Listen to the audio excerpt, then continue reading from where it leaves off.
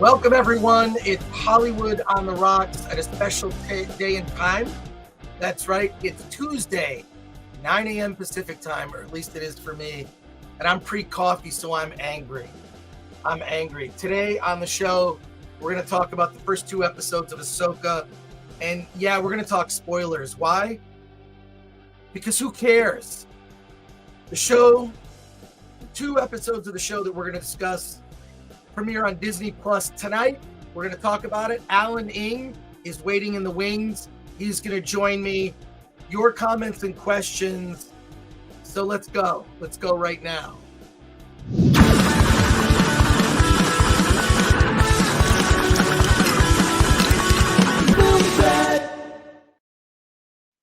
Normally, this is the part where Alan would be late. Oh, I felt the scratching. The scratching has begun. I know where to scratch. Okay, that is not... No one should have ever seen the video that you just saw, but that's your reward for showing up early for the show.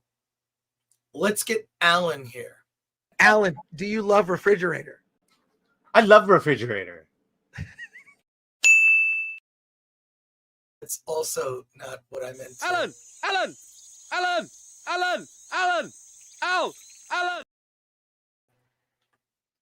Hey, man. Yeah, I'm having a good morning. I don't know about you. You're having a good... I am not having a good morning. I've had 2 days to distance myself from Ahsoka, and so I'm feeling pretty good. Good. Well, look, my reasons for not having a good morning are partially because of Ahsoka, but then also, wait, can you hear my air conditioner and the people doing the leaf blowing outside my place right now? Perfect timing, by the way. Perfect timing. No, can you hear the air conditioner or no? Can you hear it? I don't know. No, you can't. Yeah, maybe the audience can. I can't hear it. Okay. All right. Well, look, I got this whole new fancy setup. I went and I got a whole new fancy microphone and a mixing board, a Rodecaster, and none of it works. None of it works. I'm angry. We're off to a good start, folks. We're off to a good start this morning. And I spent all weekend, I'm like, okay, it's going to rain. The hurricane, which was a total wash, by the way. Fear-mongering, bunch of nonsense. The worst thing is I get text messages from people back in Michigan, family, friends. Are you okay? I heard there's a hurricane and an earthquake. One, I didn't even feel the earthquake. Didn't feel it. Paulie from Latino Slant text me, did you feel the earthquake? Didn't feel a thing. Secondly, it was a light rain. We had much worse rain earlier. I'm just folks. Yeah. My pain is your gain. And then I spend all this time. I'm like, I'm going to do this fancy new setup. I got these big cardboard VHS cassettes. I'm going to put Film Threat on it. I'm going to make a background. I've got to do some lighting. This is sort of phase one. If you can see the background here, this is phase one of I'm trying to do a new setup in the background. And the first comment I get was, it looks like I'm having a sale. It looks like I'm having a sale. Nothing is for sale that's in the background. That I can tell you. Well, you got to spread it out. It's just clumped together in one spot there. Look, I'm working on it. I'm going to get lights. I want your feedback. But let's see who's here in the comments before we start the show off today.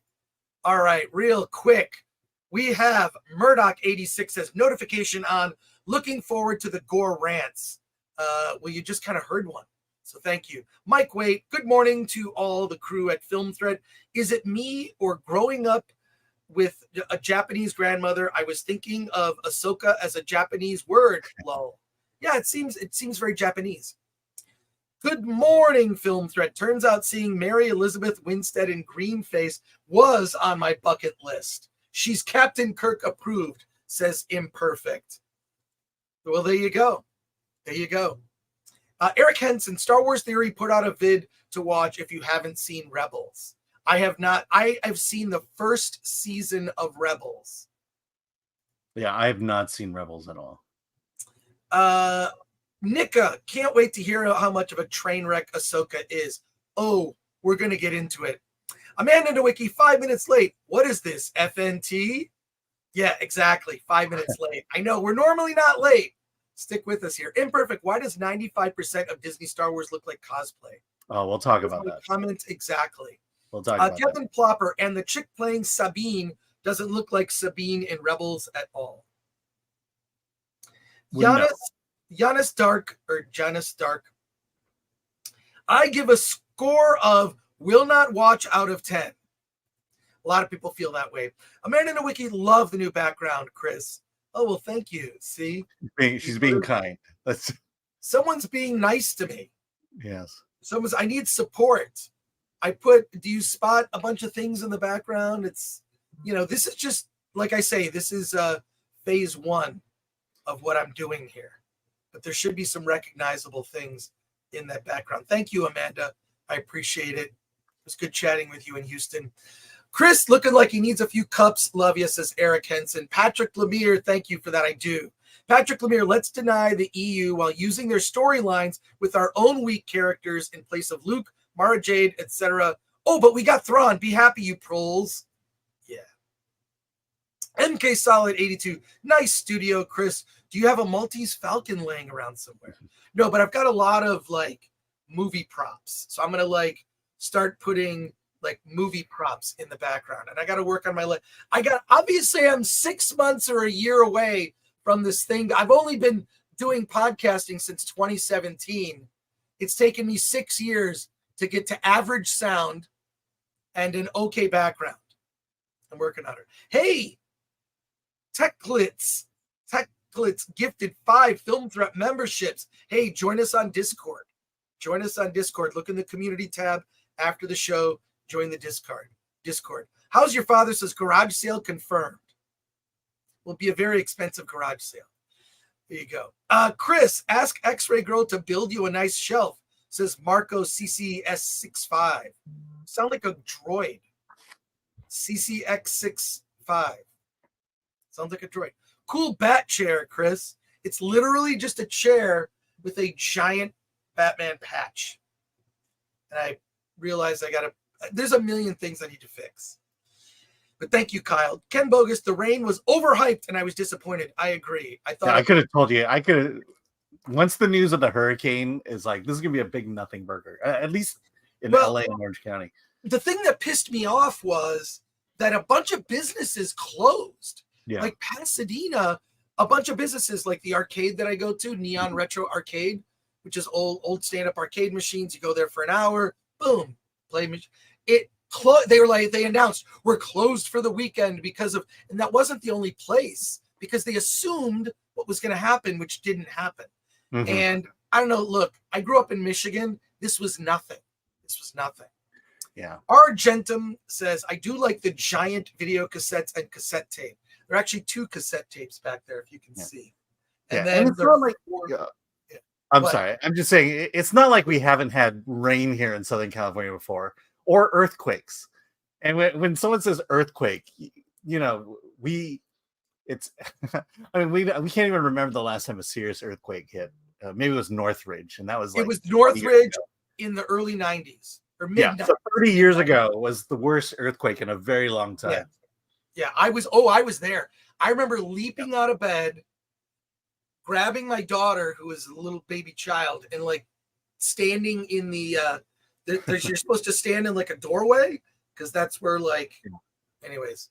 Yeah. Well, no, I remember because Angel Stadium, the big scoreboard fell down, and we're at least 30 miles away from where you were. Wow, and, that was the only damage that happened here in Orange County. It was scary. The whole house shook. I was in between the doorway. We're going to talk about Ahsoka, I promise, folks. I promise. And thank you for your patience. Just waiting for people to join. And thanks to the 700 people who are watching us right now. Yeah, appreciate it. Subscribe if you've not subscribed.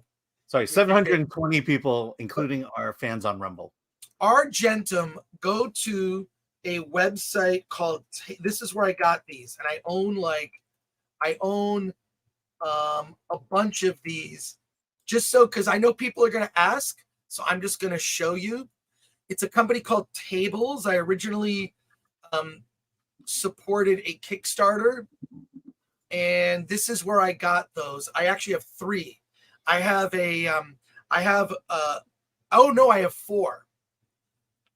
I have a coffee table, a desk, and then 2 of these others. So I don't know if you can see that, but it's a company called Tables, and they sell these, and you can have them custom made. And the cool thing is that I really like, you can get one that, like, you see the one that says B-side. You can actually write on it like Alan's mixtape. You can write on the thing. So TAYBLES.com, Tables. Check it out. That's where I got those giant cassette things, if anyone is asking. And there, I'm sure I'll bring that up a couple more times. A few more chat questions and comments, and then we're going to jump right into Ahsoka. We're going to be non-spoiler to start, and then we will get into spoilers. Because it is ours. It's this evening, I believe, is at 7 p.m. 6 o'clock, 6 p.m. Pacific. 6 p.m. Pacific time, 9 p.m. Eastern. Ahsoka will be out, and, and there you go. And the parties will begin. The party will begin. Yeah. Star Wars Rebels 199. Interfering with the Republican debate. So, is the Republican debate? Oh, that's tonight? No, never mind. No, that's tomorrow. I think. Maybe that's why they moved it. Because I doubt it. Star Wars Rebels 199. Shout out to the 199. Watched Rebels. It was brilliant. Seen clips of Ahsoka. Disney done too much damage for me to care. I think that's where a lot of people are at. Like, Obi-Wan, Kenobi is probably the worst Star Wars content that's been put out by Disney. With the exception of the sequels and Boba Fett and Mandalorian season 3, Obi-Wan is probably the worst thing, with the exception of the ones I just mentioned. No, I think it's the worst, period. And this is a message for Ms. P. Coffee. Cardinal Sin says, Chris, your background looks outstanding. So there you go. Thank you. Someone has something positive to say, Miss P. Coffee. I'm teasing Miss P. Coffee. I only tease people I like. All right. Big Jojo for 199 says, bring on the Gore Rant. Oh, you're going to hear a couple. Yeah, when we get to spoilers, I'm going to lose it. Alan's going to lose it. Rumble. Yeah. Hey, Rumble, folks. Toxic Avenger 3. Yep, the storm was a joke. Not like the run on milk, eggs, and bread in the South. I'm just tired of, whenever I hear, a big story being pushed, I ask the question, why is this being pushed? Why is this being pushed? Yeah.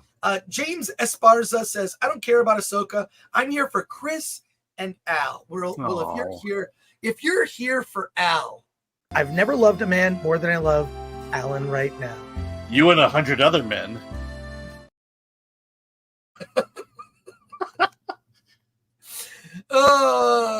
Yeah. Well, we appreciate that. And in the 90s, everyone was convinced California was going to fall into the ocean.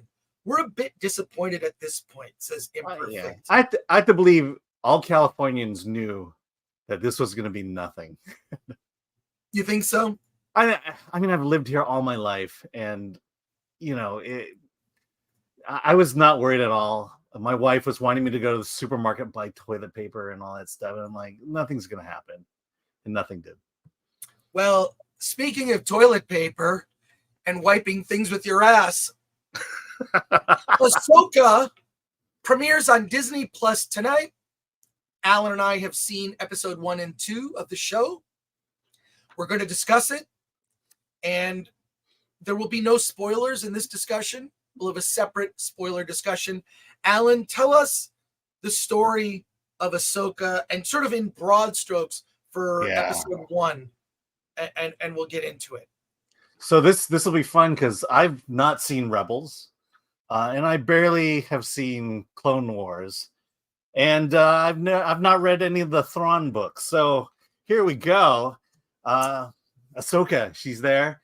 Apparently, a guy named Thrawn has been exiled somewhere in the universe, and people want to release him, free him. And so whatever the Ray Wise character, whatever the bad guys want to do, they want to find and release Thrawn. But Ray Stevenson is Ray Stevenson. I know Ray Stevenson plays a character. The late great Ray Stevenson. He's looking for Thrawn. There's a map that gives Thrawn's location, and so he has to go out and find the map. Apparently, so Ahsoka is able to get a hold of it. She gives it to this woman named Sabine, who I don't know. Sabine Wren, and then Ray Stevenson plays a character named Balin Skoll. Okay, like I said, who cares? So Sabine's the only one who knows how to figure out how to unlock the map. But apparently there's some tension between her and Ahsoka. Sabine takes it away, unlocks it, finds the location of Thrawn, but Balin is able to intercept her, steal the map, and then go off and get Thrawn, making Ahsoka upset. But by the end, girl power wins out, and the two of them mend their ways and go after Thrawn.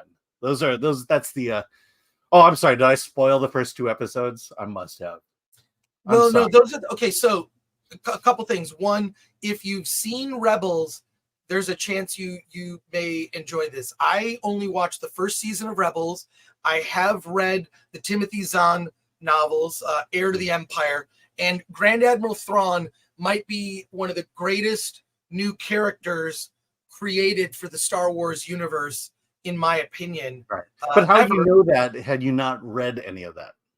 Well, that's what I mean. Like, so what I love about Grand Admiral Thrawn in the books, as portrayed in the books, we have not seen Thrawn yet. We've only seen him in teasers for the show. But effectively what this seems to be is setting up a conflict which I predict will not be resolved, but will be resolved later in the movie coming from Dave Filoni, which will wrap up all the Disney Plus series, all the characters from the Disney Plus series, which is The Mandalorian, Bo-Katan, all those Boba Fett, all those characters are going to come together, and basically they're going to do their version of Heir to the Empire. This is what it seems to be leading. What I love about Grand Admiral Thrawn as a character, just to reference the books, is that he could conquer a world by studying the artwork of a world. So he would go to some planet. He would investigate the civilization and look at their art. And he would discover what they feared. And he would use their fears against them. Kind of reminds you of the Hurricane. But anyways, that sounds really good. I mean, they should make a series about that. But well, he was just this very thoughtful. He wasn't like a villain that was, overt or over the top. He was the thinking man's villain, let's just say. And I really like the way he was portrayed in the books. I have no idea how they're going to approach him in the show. He is coming because we've seen teases of him in the trailers. Yeah. Well, let me say, this is my problem watching the series is the word that comes to mind is confusion, because there's no setup there. Who is Hera? Who is Hera? Who is Sabine? Who is Ezra? I have no idea. And there's no attempt whatsoever to give you kind of a primer as to who they are. I have to go do research in order to understand who these characters are and why there is this tension going on. So I have to watch an entire series of Rebels just to figure things out. How they ended up here in this place where they all hate each other. Why are they looking for Ezra? Why is that so important? The other thing is it wasn't until I tweeted it. I have no idea when this takes place in the Star Wars universe. I thought because of the presence of Thrawn and Ahsoka that this took place before episode 4, which totally confused me. And now I find out it's now between episode 6 and episode 7.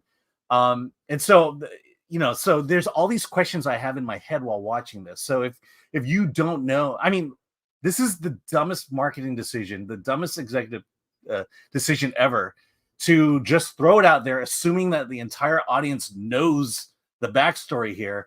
And I can't believe enough people watched Rebels to make this series a popular one. And there's just so many missteps in terms of just giving us context as to where the series takes place and when it takes place. First of all, you can't understate what you just said. They throw you now. I'm familiar with Rebels, and I'm familiar with the characters from Rebels, and I watched season 1, and I determined this is a show for children. And Clone Wars was a show for children. What's that? Clone Wars was a show for children. I mean, right. So it just didn't appeal to me personally.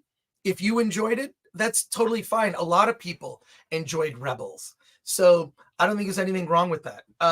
It just didn't. What I feel the show didn't do in the very beginning, in the first episode, they did not really set up. They didn't set up like what the relationships are with these characters. Not even there's like paragraphs that are at the beginning.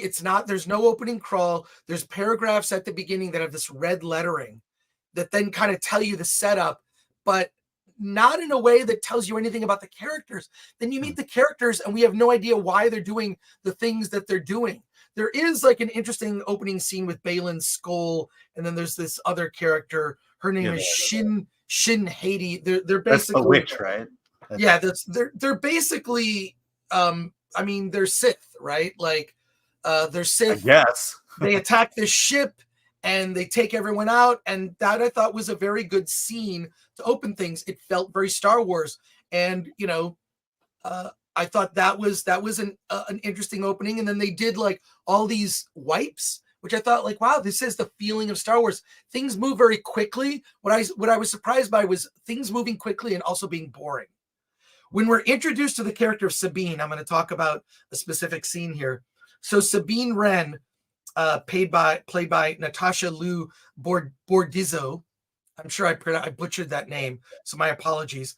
So they introduce Sabine. There's this big ceremony kind of celebrating, the fall of the Empire, the anniversary of the fall of the Empire on this idyllic planet.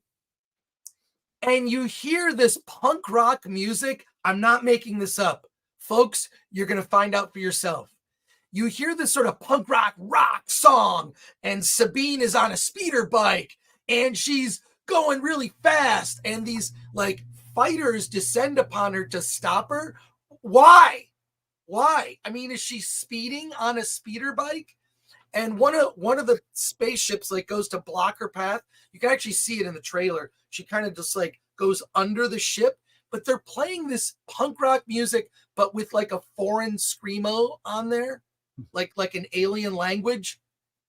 It feels so not Star Wars to me. It's weird. The band in the cantina, it's like, okay, that sounds a little, it has an otherworldly feel to it.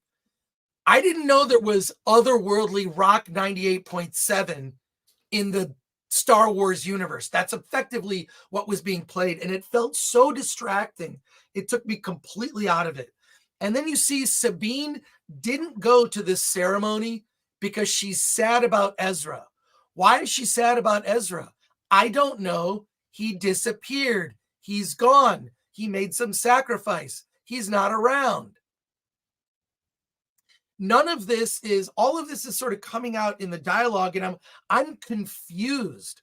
I'm super confused about all this because I did not see the final season of Rebels. Alan, were you confused? I was absolutely confused. I mean, I've already talked to you about that. Sabine, she's the first time we meet her is on that star speeder or a speeder. And, okay, so she's there it is right there. So yeah, she's a badass woman. And that's about all the character development you get from her. Exactly.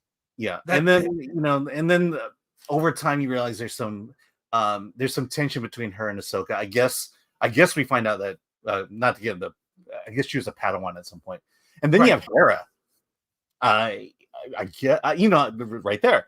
I didn't even know she was a major character in Rebels, and the way she's used in this, you would never know that either. All you know is that they knew each other. So yeah, I don't understand, because you could have just continued the animated series, saved yourself a whole lot of money, saved yourself a whole lot of time, and just kept it to the fans of Rebels. And this is essentially another chapter of Rebels. And it's just the storytelling, basic storytelling is lost on Star Wars. And Dave Filoni wrote this. Right. He's gonna write the next one. They're gonna give him my understanding is he's the historian of Star Wars. That doesn't necessarily make him a writer, and he's not doing a very good job at the moment. Right. Well, look, I just felt that there was the first episode. If you've never seen Rebels, you're going to be 100% confused. And they introduce, here's the live action version of all your favorite characters from Rebels. Yep. There is a shot, and I think this is in the trailer, so not a spoiler, but there's like a mural with all the characters from Rebels. By the way, that was at Comic-Con. Yeah. You see Sabine is like really sad looking at this mural, and the mural is like a drawing from the cartoon, stylized like the cartoon versions of the characters. Yeah, how do we honor the heroes of our past? We draw cartoon versions of them on walls. It was like I just was looking at this going like, I thought that was a joke. It's actually the cartoon versions of the characters from the live action, and there's a mural dedicated to them. Yeah, I mean, look at Comic-Con, when this was at Comic-Con, it looked cool because it's what people are familiar with. But to the idea that in the real world of Star Wars, that this is how you honor your heroes by drawing cartoon versions of them in a memorial, just seems odd to me. Yeah, it didn't work for me, and I was just mainly confused. And I felt the first episode and into the second episode, it felt very Force Awakens. We have to find this map to get to a thing. Yeah. And we're not going to get to it. At least not it's the exact same plot as Force Awakens. They have to find someone by unlocking a map. Figuring out how to... Exactly. It's a complete rehash of the basically video game plotting of Force Awakens. That's by the way. Speaking of video games, yes. Whenever Ahsoka or Sabine have to, they come into a room and they have to unlock something. It's very reminiscent of the video game. I was just playing Jedi Survivor. I think that's Jedi, whatever the most recent one is. Yeah. You go into a room and you turn switches, knobs, and you're just basically puzzle solving. That's exactly what's happening in the show. Yes. In the show. How does Sabine? Oh, okay. Let's not get into spoilers yet. So, but that's how things are solved here, is by puzzle solving. And exactly like the video games. The other thing is, and this is going to be the two other things that I just want to point out before we get into spoilers. We're going to get into spoilers maybe sooner than I thought. But there's a couple of things. One, the way that the world looks, it's not lived in like you would think a Star Wars show would be, or a Star Wars series would be. It doesn't have that lived in feel that the original Star Wars trilogy has. Like things do feel like they shot this on the volume. And it also feels like, in terms of I'm just going to talk about the wardrobe for a second. It just feels like very Her Universe cosplay. Yeah. Are you familiar with the brand? And right off the rack. And right off the rack.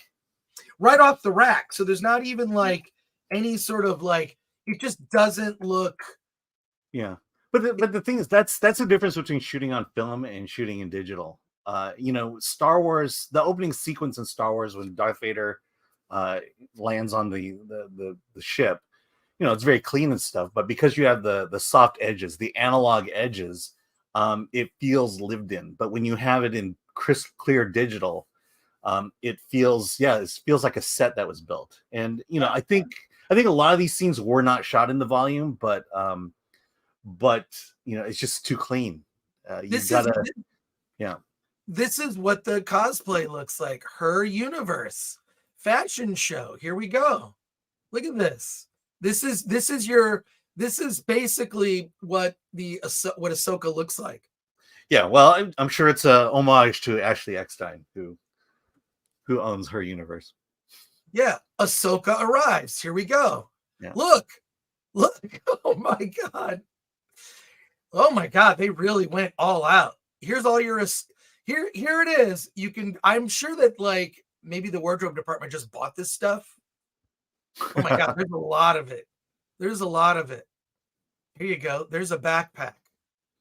So, all right, her universe getting a plug from us. But what it does look like to me, it looks like, wait, it's the wrong thing. Sorry, hang on a sec. It just looks too clean.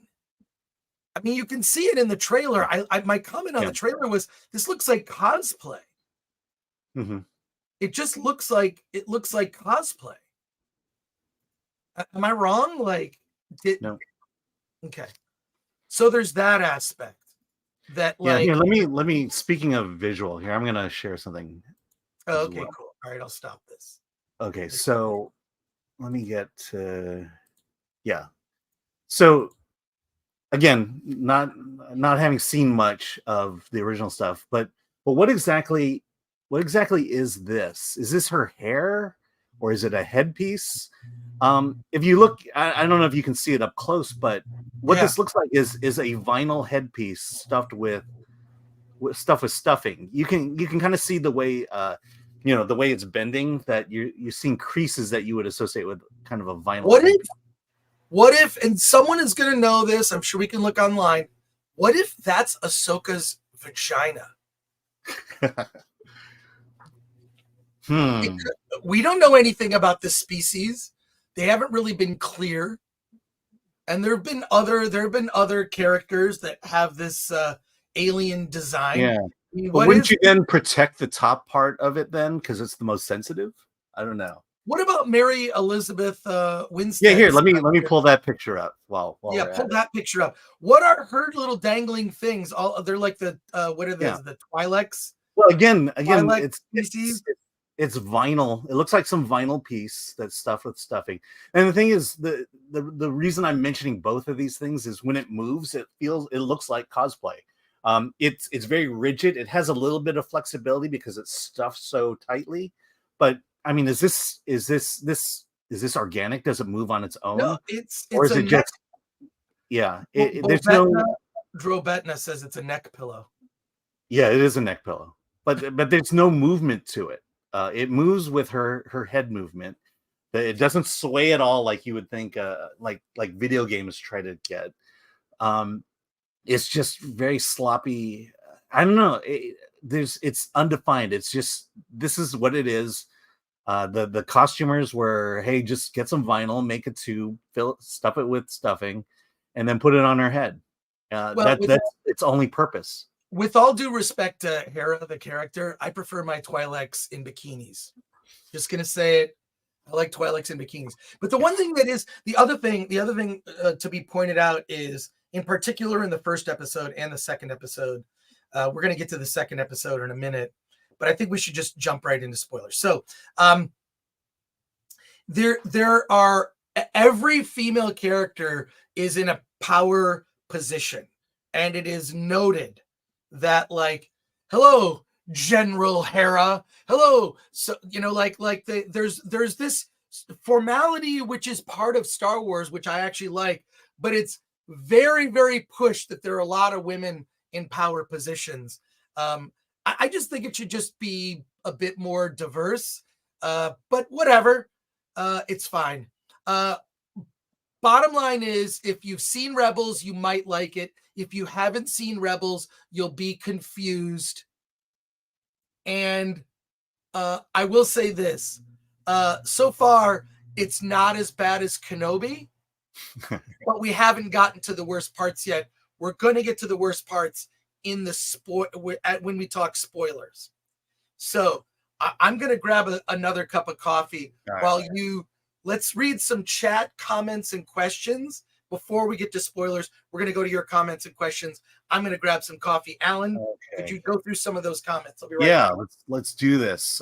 From Rumble, Stoic Epic Titus. Azan's story should have been the new trilogy, period, full stop.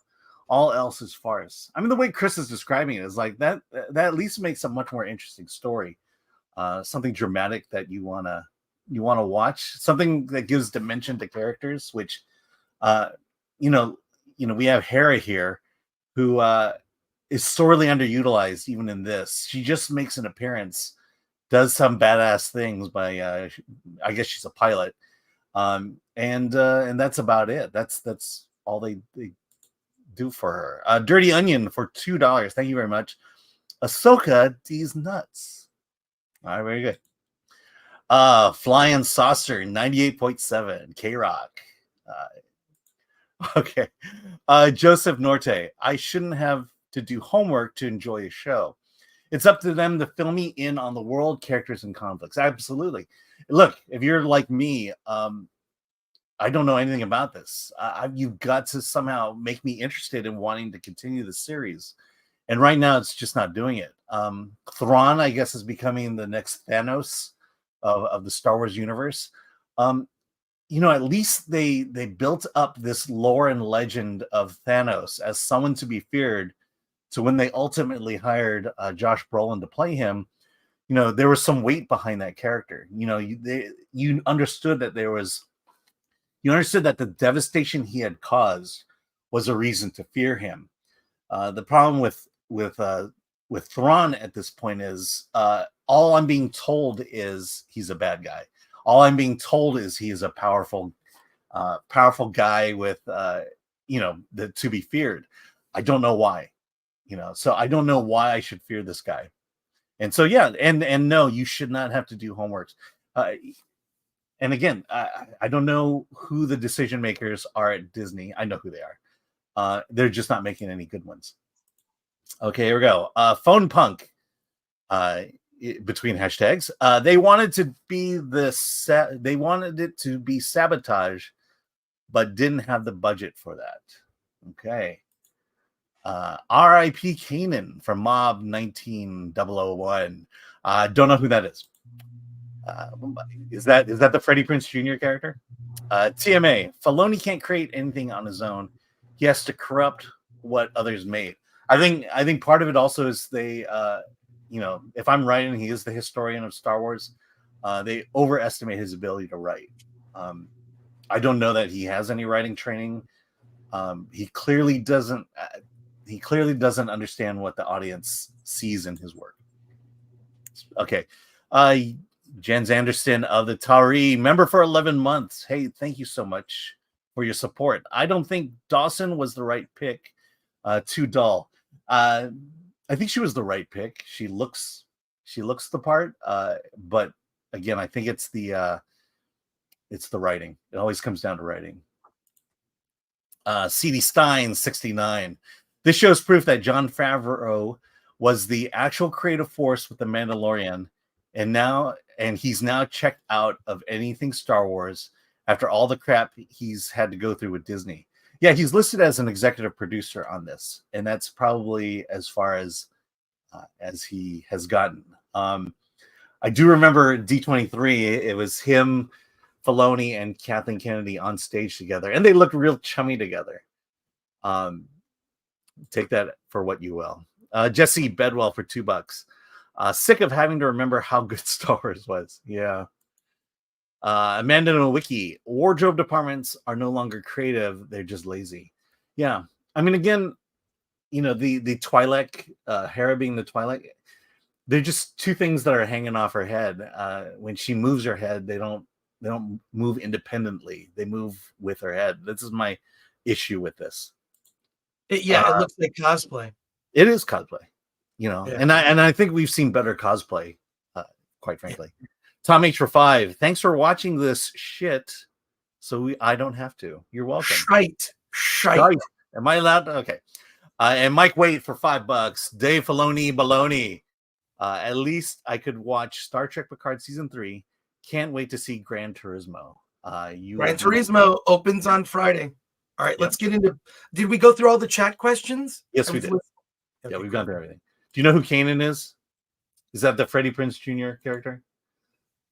I don't know. Okay. Disney is Pilgrim Media for 2. Disney is on a hot rail to hell. Well, I think Yeah. that, If you saw Legal Mindset last night, Disney's in big trouble if he's right. well, what did he say? So apparently, at Walt Disney World, the Reedy Creek, the new board that Disney had set up to control Reedy Creek, that board was funneling about $2 million to Disney through purchased tickets and merchandise and stuff like that. They were $2 million. And this is a government board that's funneling public funds to Disney. So Legal Mindset said that's people can go to jail for this, basically. But no one will go to jail because there are no consequences for anything today. That power does. Anyone in power, unless you're a former president, you are immune to corruption, basically. Unless you are the political party that is not in office, there are no political. There's no accountability. All right, let's get into the spoilers because I'm pissed. I'm pissed. I might even show. I was so annoyed with. I'm so annoyed with so many of the things that happened in Ahsoka. Yeah. Hey, I just want to point out, just because I do want to talk about it specifically, but at some point we need to talk about the most impotent weapon in the Star Wars universe. Oh no, we're gonna get to it. Yeah, we're gonna get to it. Okay. Folks, I am here to report to you that lightsabers don't matter. Lightsabers don't matter anymore. It used to be in the original Star Wars trilogy and in the prequel trilogy. This was sort of a trope of Star Wars. Okay. What are some of the tropes? Well, somebody's going to say, I've got a bad feeling about this. That's kind of cool. I've got a bad, someone is going to get a limb cut off. In every Star Wars movie of the 6 original Star Wars movies created by George Lucas, someone loses an arm, a hand, sometimes 2 legs and an arm. Yeah. Like limbs being chopped off was sort of a thing that happened. It happens with lightsabers. Not since Disney took over Star Wars have we seen limbs be chopped off. In fact, what we've seen, multiple people get skewered by freaking lightsabers where it doesn't even matter. It doesn't matter. And hold your ears. If you care about spoilers, hold your ears right now. Because I'm about to tell you a huge spoiler. Here we go. A freaking IKEA chair. So this hey, I just want to point out this is the cliffhanger of episode 1. Okay, go ahead. The cliffhanger of the episode 1 of Ahsoka. At the very end of the show, you see this character who's come to get Sabine. All right, it's Shin Hati. There's a lightsaber duel. Sabine is not as well trained as Shin, and you see their battle. They're fighting, and how does it end? Episode 1 ends with Sabine getting skewered in the chest, in the abdomen, right? Like right about here, with a lightsaber. And it comes through her. It comes through her body. You see it go straight through. What happened? I can't believe it. Sabine has been hit with a lightsaber. She's dead. She's dead. Episode She's 1 dead. ends. Credits. It's very sad. Very sad. She wakes up in the hospital, the Star Wars Galactic Hospital, wearing some gown, and she's completely fine. Which starts off the beginning of episode 2. Episode 2. So literally the cliffhanger, what is going to happen to Sabine after she gets a lightsaber to the chest? She's fine. Yeah, no, but explain how. Tell us how they explain how she survived. I don't remember. I was so They pissed didn't. off. They didn't. No, that's right. you how- They didn't explain. Yeah, I'm like, wait, did they explain? They didn't. It's They didn't. just, it doesn't. Lightsabers don't matter anymore. We've seen this in Kenobi. We've seen in Kenobi twice. It just doesn't matter. There's a really good series. Have you seen this series where like there's a ghost version of Qui-Gon Jinn, there's Obi-Wan Kenobi, Anakin, and they all watch Star Wars and comment on it? And Ghost Qui-Gon Jinn watches like Obi-Wan and is like, oh my God, F this show. F this show. Like he's like, because Qui-Gon Jinn was killed that way. Mm-hmm. Literally the very same way we see Qui-Gon. His death is meaningless now. Yeah. Because now it has been established in Disney Star Wars, we don't chop off limbs. Do you know how much better Rey as a character would have been if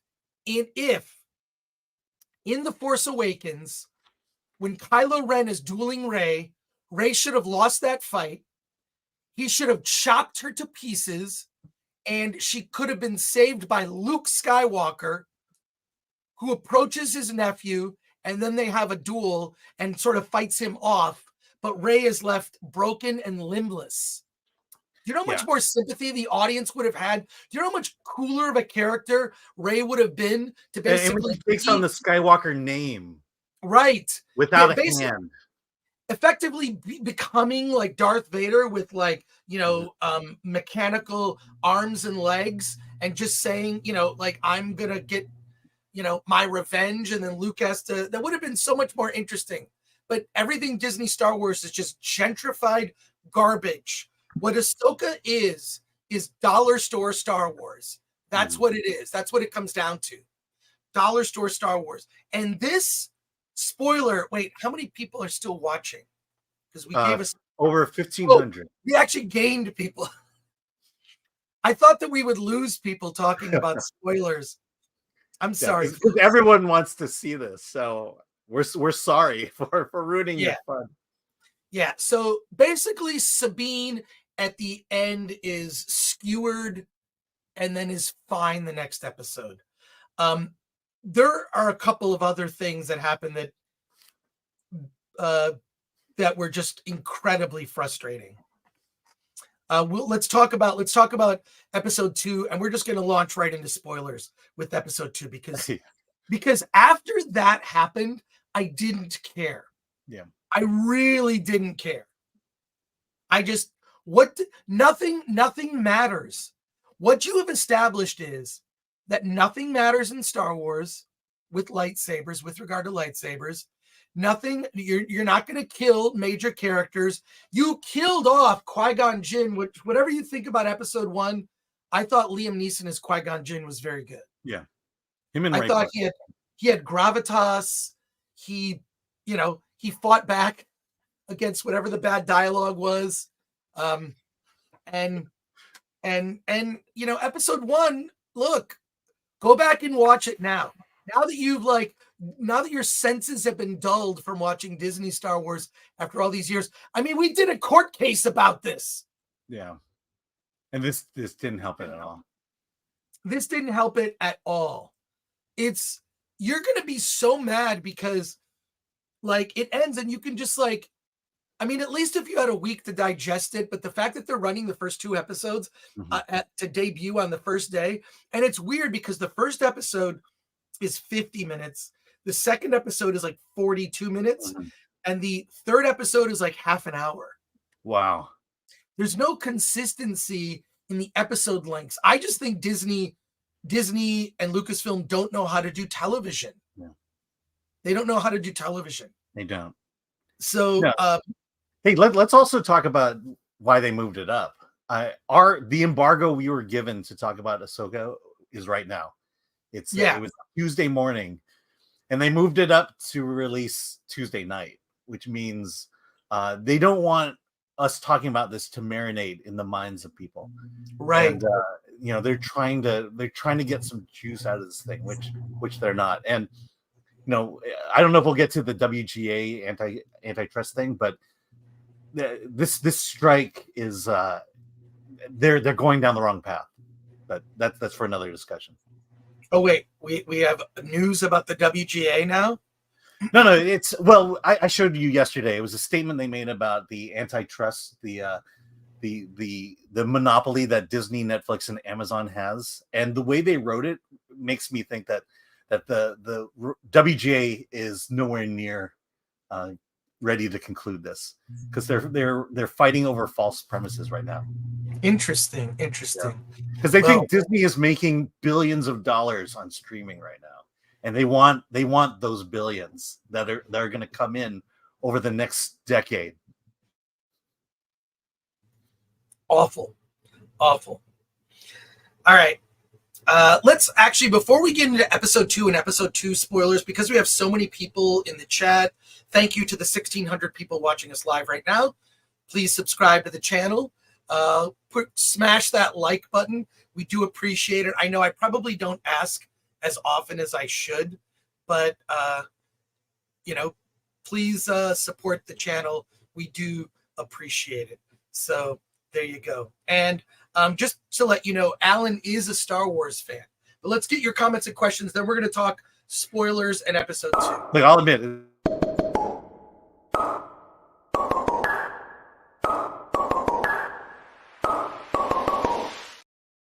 Alan, I always love when you do that. The classics will never die. Yeah, I love it. Okay. Your comments about what we have just discussed, and thank you for your participation. One Punch Man Tolkien fan who's a member, we see better cosplay with Anna, that Star Wars girl. I tend to agree with you. I love Anna. Anna's going to hate this show, by the way. Matt Shannon for 5. I give up. You're both better than just this whinging. Thanks, Matt. And green-haired anti-liberal. Hey, member for 2 months.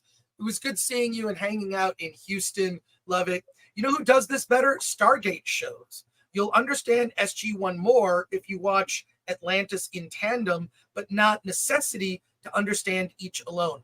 Yes, I don't understand this. You're introducing characters I could possibly really like. Mm-hmm. Why would you make it so contingent? They keep talking about all these things that happened in Rebels. I didn't watch it. Don't assume this. There's a way to do it. Like the original Star Wars implied all of these, the galaxy is larger than it is. There's a great scene, and it's a scene. This is the thing. Disney Star Wars can't do boring well. George Lucas does boring well. And let me give you an example. Okay? Really specific example. There's a scene on the Death Star with Grand Moff Tarkin, Darth Vader, and a bunch of, people sitting around a meeting room. They're just meeting. Darth Vader comes in and they're just talking about what's happening. It's a bunch of people in a room meeting. There are no special effects. There's a part where Vader goes like this and chokes a guy, kind of chokes a guy out. Everyone remembers this scene. Okay. There's a line where Grand Moff Tarkin talks about that the Emperor has wiped away the Imperial Senate. Mm-hmm. First, what information do we get as the viewer? 1, there's an Emperor. 2, there's an Imperial, the Galactic Senate. He's creating a larger universe, giving you information and making things bigger. What I feel that Disney Star Wars has done, it's made the universe smaller. Why? We keep going to the same planets. The universe is small. We keep running into the same characters. The universe is small. It feels small. It doesn't feel like this endless thing that you could just explore forever and never see it all. There's a smallness about it. There's a profound lack of imagination. And what they've done is they've underestimated the importance of the mind, that you can use the imagination of the viewer by saying things like that. And I don't get it. Like these modern writers, they just there's no subtext. Everything is right on the surface. And it's like the writing that just tells you what's happening that you can see. Like, look at those fighters. They're on my tail. And then they show a visual of fighters on someone's tail. Rather than telling you information, it's like, God, I learned this in a book about editing that I read when I was a kid. You never talk about what's on the screen because the viewer can see what's on the screen. You never do that. What you do, you insult the viewer by telling them, because you assume that they're stupid. Yeah. So what you do is what you're supposed to do. And I learned this from reading film books when I was in high school, that you talk about stuff that you're not seeing, because what I'm seeing is one piece of information. What I'm hearing can be a different piece of information, a different layer or level, if you will. This is so basic. And these writers, the writing is the big flaw of the show, because production value wise, the show looks great, with the exception of, to me, I think the wardrobe should have looked more lived in. It looks too much like it was shot on the volume. It looks better than most television.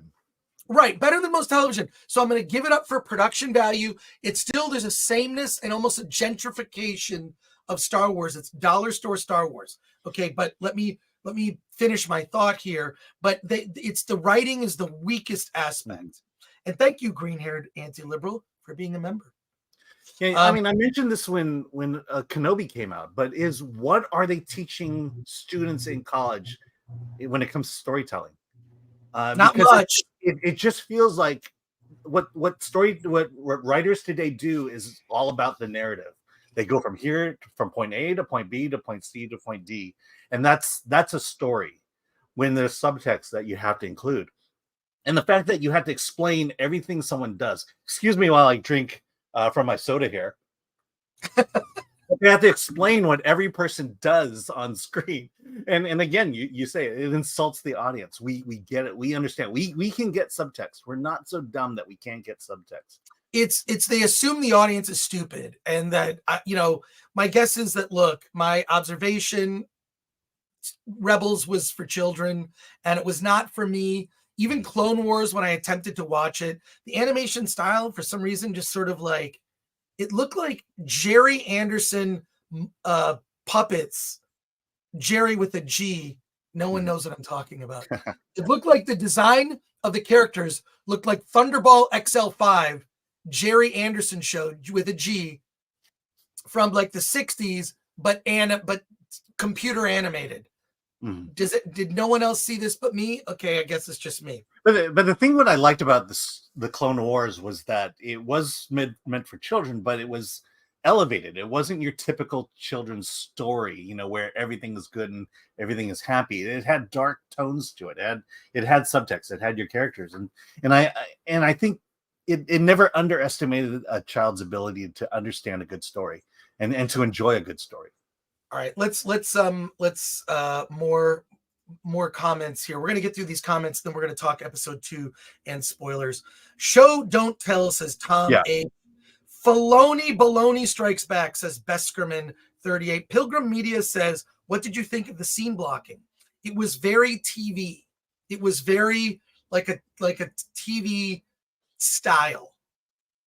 It didn't feel cinematic or epic to me. So it feels like a sitcom from the 90s. What the hell, like 3 sets, says Zavin, who's a member. Thank you for that.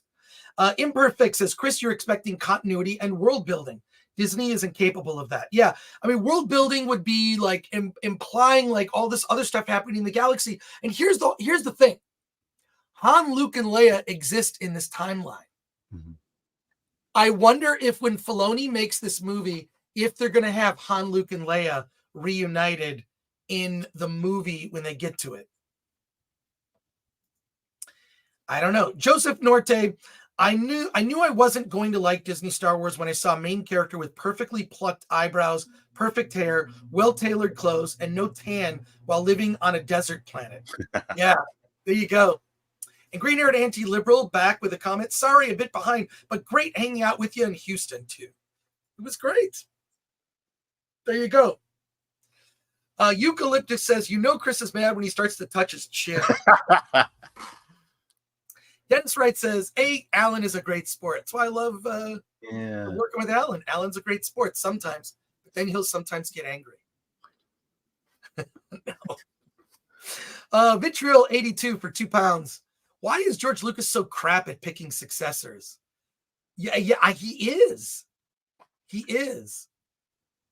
No, So, he's rolling in money right now, so yeah. I don't think he cares.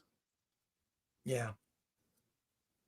Wait, I'm going from the bottom and there's new comments here. Okay. This space for rent says, I've been rooting for the show, but having yet another impaling not matter is disappointing. It's so there are no stakes that people can't die, says T-Rad Viz. It's literally they take away one of the coolest things in Star Wars, a lightsaber, and they make it irrelevant. Worse. The Force is telepathy now. Telekinesis, sorry. The Force is telekinesis. You push people, you can unlock handcuffs with it. That's the Force. Yeah. Good job, guys. Yeah. It's I don't know. It's just so disheartening. We're gonna get through these comments here. There are, oh my god, there's just way too many comments for us to get through. Just skip them. Thank you, Max Relax, for becoming a member. A Dragoon for 1999. Chris, just hearing you talking about Sabine surviving that lightsaber wound while Qui-Gon didn't with a similar wound just completely frustrated the shite out of me. Ugh, I can't stand Disney Star Wars. Also, love you guys. Well, thank you for that. That's awesome. Now, I'm going to go from the bottom. No more starring of comments. I'm going to see if I'll get through all of these. Yeah, we have a lot of starting. Just skip through the ones. Have hated all animation styles on Star Wars except the first one by Samurai Jack guys. Gendy Tartakovsky says, Jesse Blaze Snyder. Hey, Jesse. Coolest geek alive, says Jesse Snyder. Yeah, I love the Gendy Tartakovsky Clone Wars. There is an episode that's a prequel to Revenge of the Sith that is really good. I love those stories because they were like standalone little vignettes. It wasn't like part of just some bigger story. But yeah, once they changed through this computer animated style, I didn't like it. It just looked. Yeah, I mean, I'll defend it only in the sense that it looked cheap and it looked like it could be done fast. And I think they were going for fast. Yeah. Just get episodes pushed out. Jerry Anderson rules, says Dragon Master Blaster. Yes, Google that. Hey, I know who Jerry Anderson is, says Scott M. No wonder AI are winning, says Beskerman38. Andrew Wordna, they assume the audience is stupid because they assume they are smart. Yep. Interesting. Hey, the Chicago Box, haven't seen you in a while. These shows were marketed as film quality. I mean, the production value is there. You know what it is? It's they're producing memeable moments with these new series. They want a moment you can get a real clip of it and then throw it on social media and then drive people to it. I think that's what it is. It's just a series of memeable moments. SJ says, thanks for watching Dollar Store Star Wars so I don't have to. Dave T. Geek says, bad writers have seen the trope of leaving a character for dead. So they think the skewering thing is totally normal storytelling. All bad writers can do is improperly reuse tropes from other films. We have now seen this happen 4 times in Disney Star Wars. Twice in Kenobi and once in the Star Wars sequels with Kylo Ren. Remember Kylo Ren was healed? I guess he died and came back. Or did he die? I don't know. Yeah. I saw Rise of Skywalker once, and I was like, when it was over, I just said, fuck this. Team America, says no ID. Love Jerry Anderson, says Alex Pants. They turned all Jedi into cowards who survived Order 66. Ahsoka is a coward. She let Vader and Palpatine do their thing, says Peli. That's the thing that struck me as, this is after episode 6, so where was she? At least Obi-Wan did something. Yeah. Imperfect says, no, Chris. No. They tell you what's on screen for inclusivity for blind people. See, that I actually think makes sense.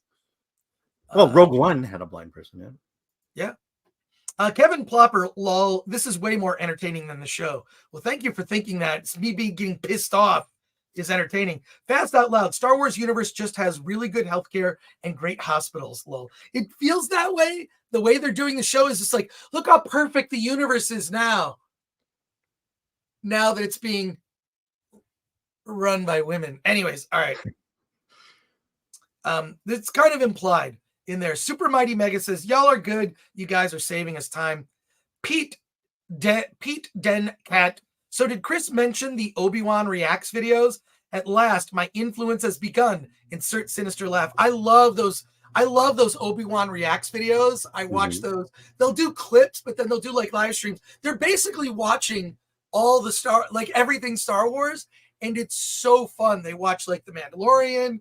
The Obi-Wan Reacts videos. Look those up.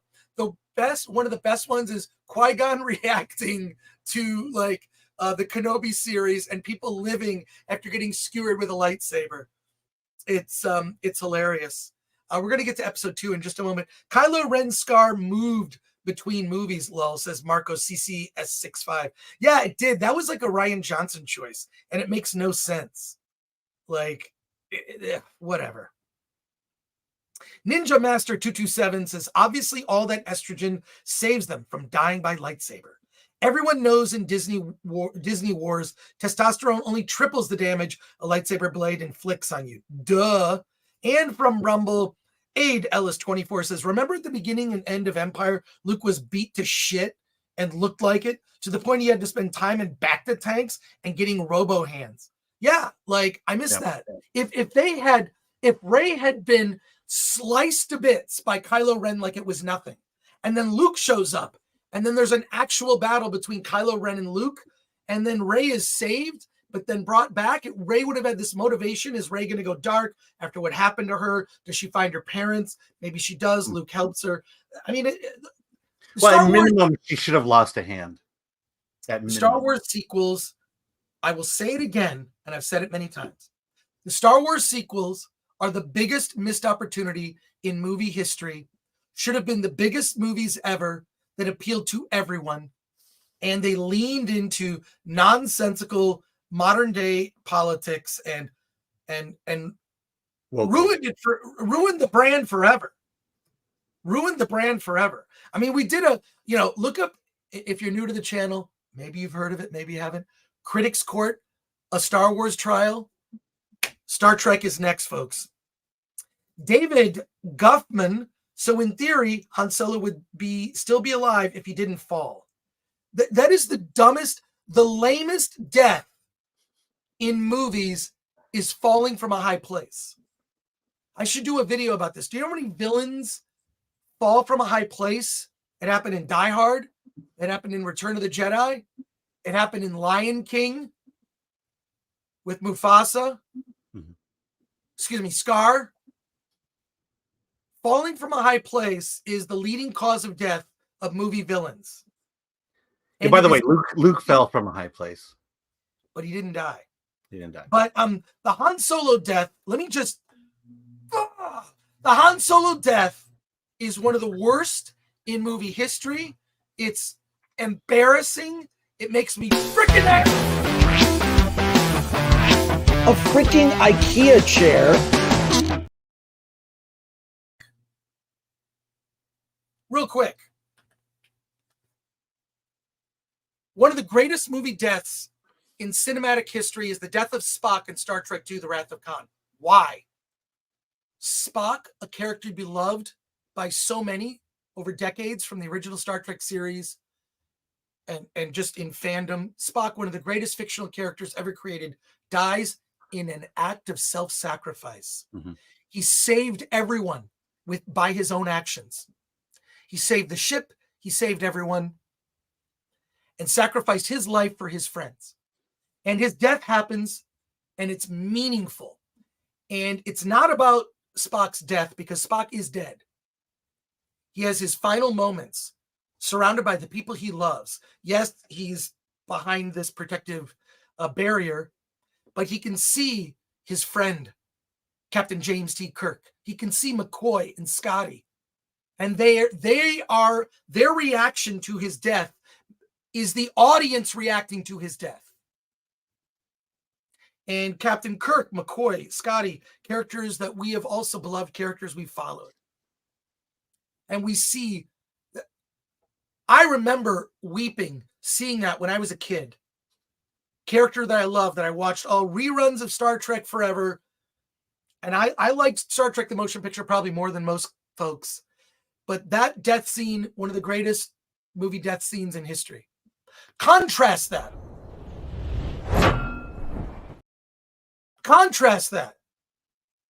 with the death of Han Solo in The Force Awakens, where he is not surrounded by Luke Skywalker, his beloved friend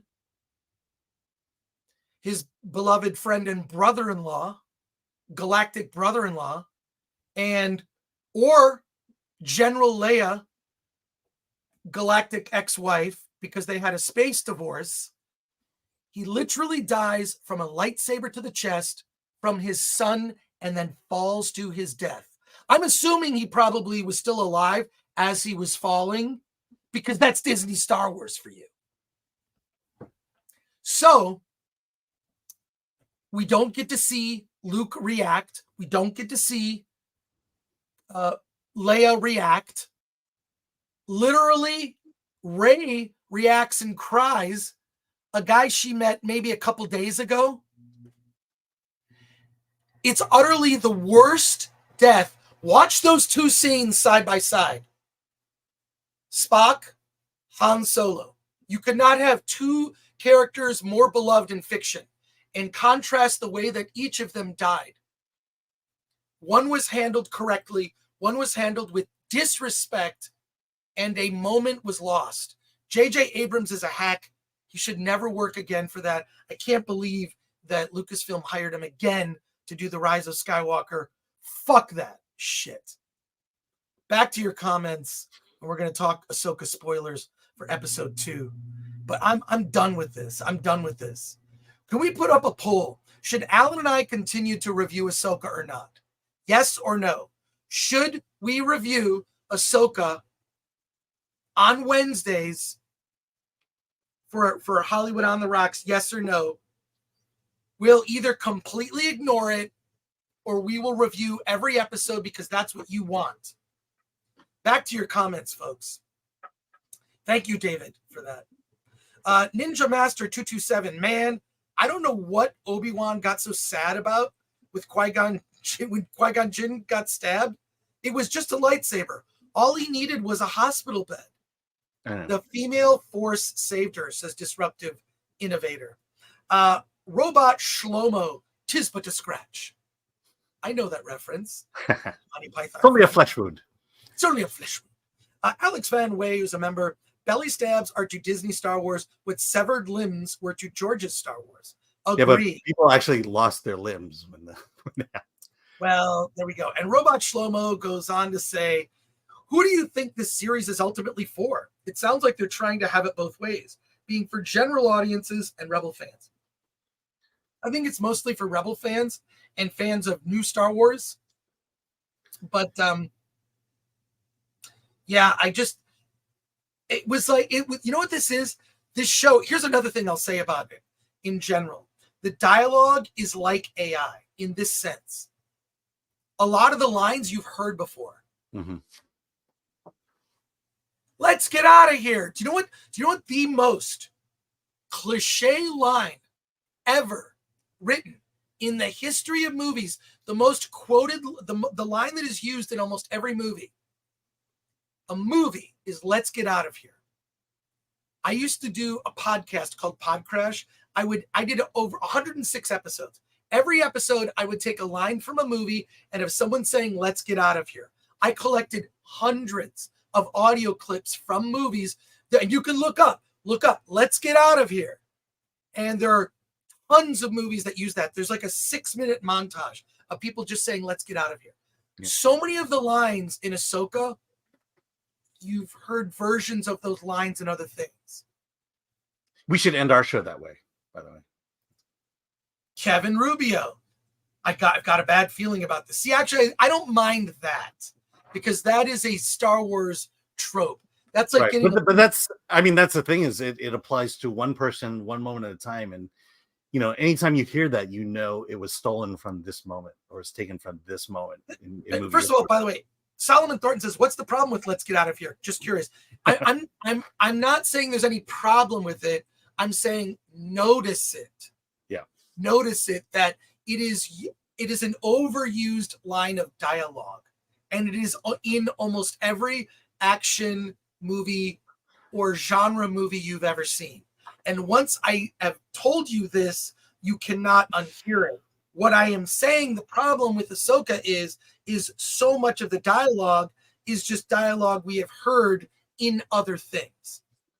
Let's pivot now to episode. Hey, actually, I want to just quickly go over the Please. puzzle solving trope that is going to appear in Ahsoka. Because how does Ahsoka find the map? She goes into a room. There's 3 pillars. She has to spin the pillars so that it's kind of like a combination lock. So she spins it until she hears a click. She does it 3 times. There you go. She got it. I mean, that's essentially what the video game is. Hogwarts Legacy does that to open doors. But the other thing was, in order to unlock the map from the sphere they got, Sabine, she basically uses it like a Rubik's Cube.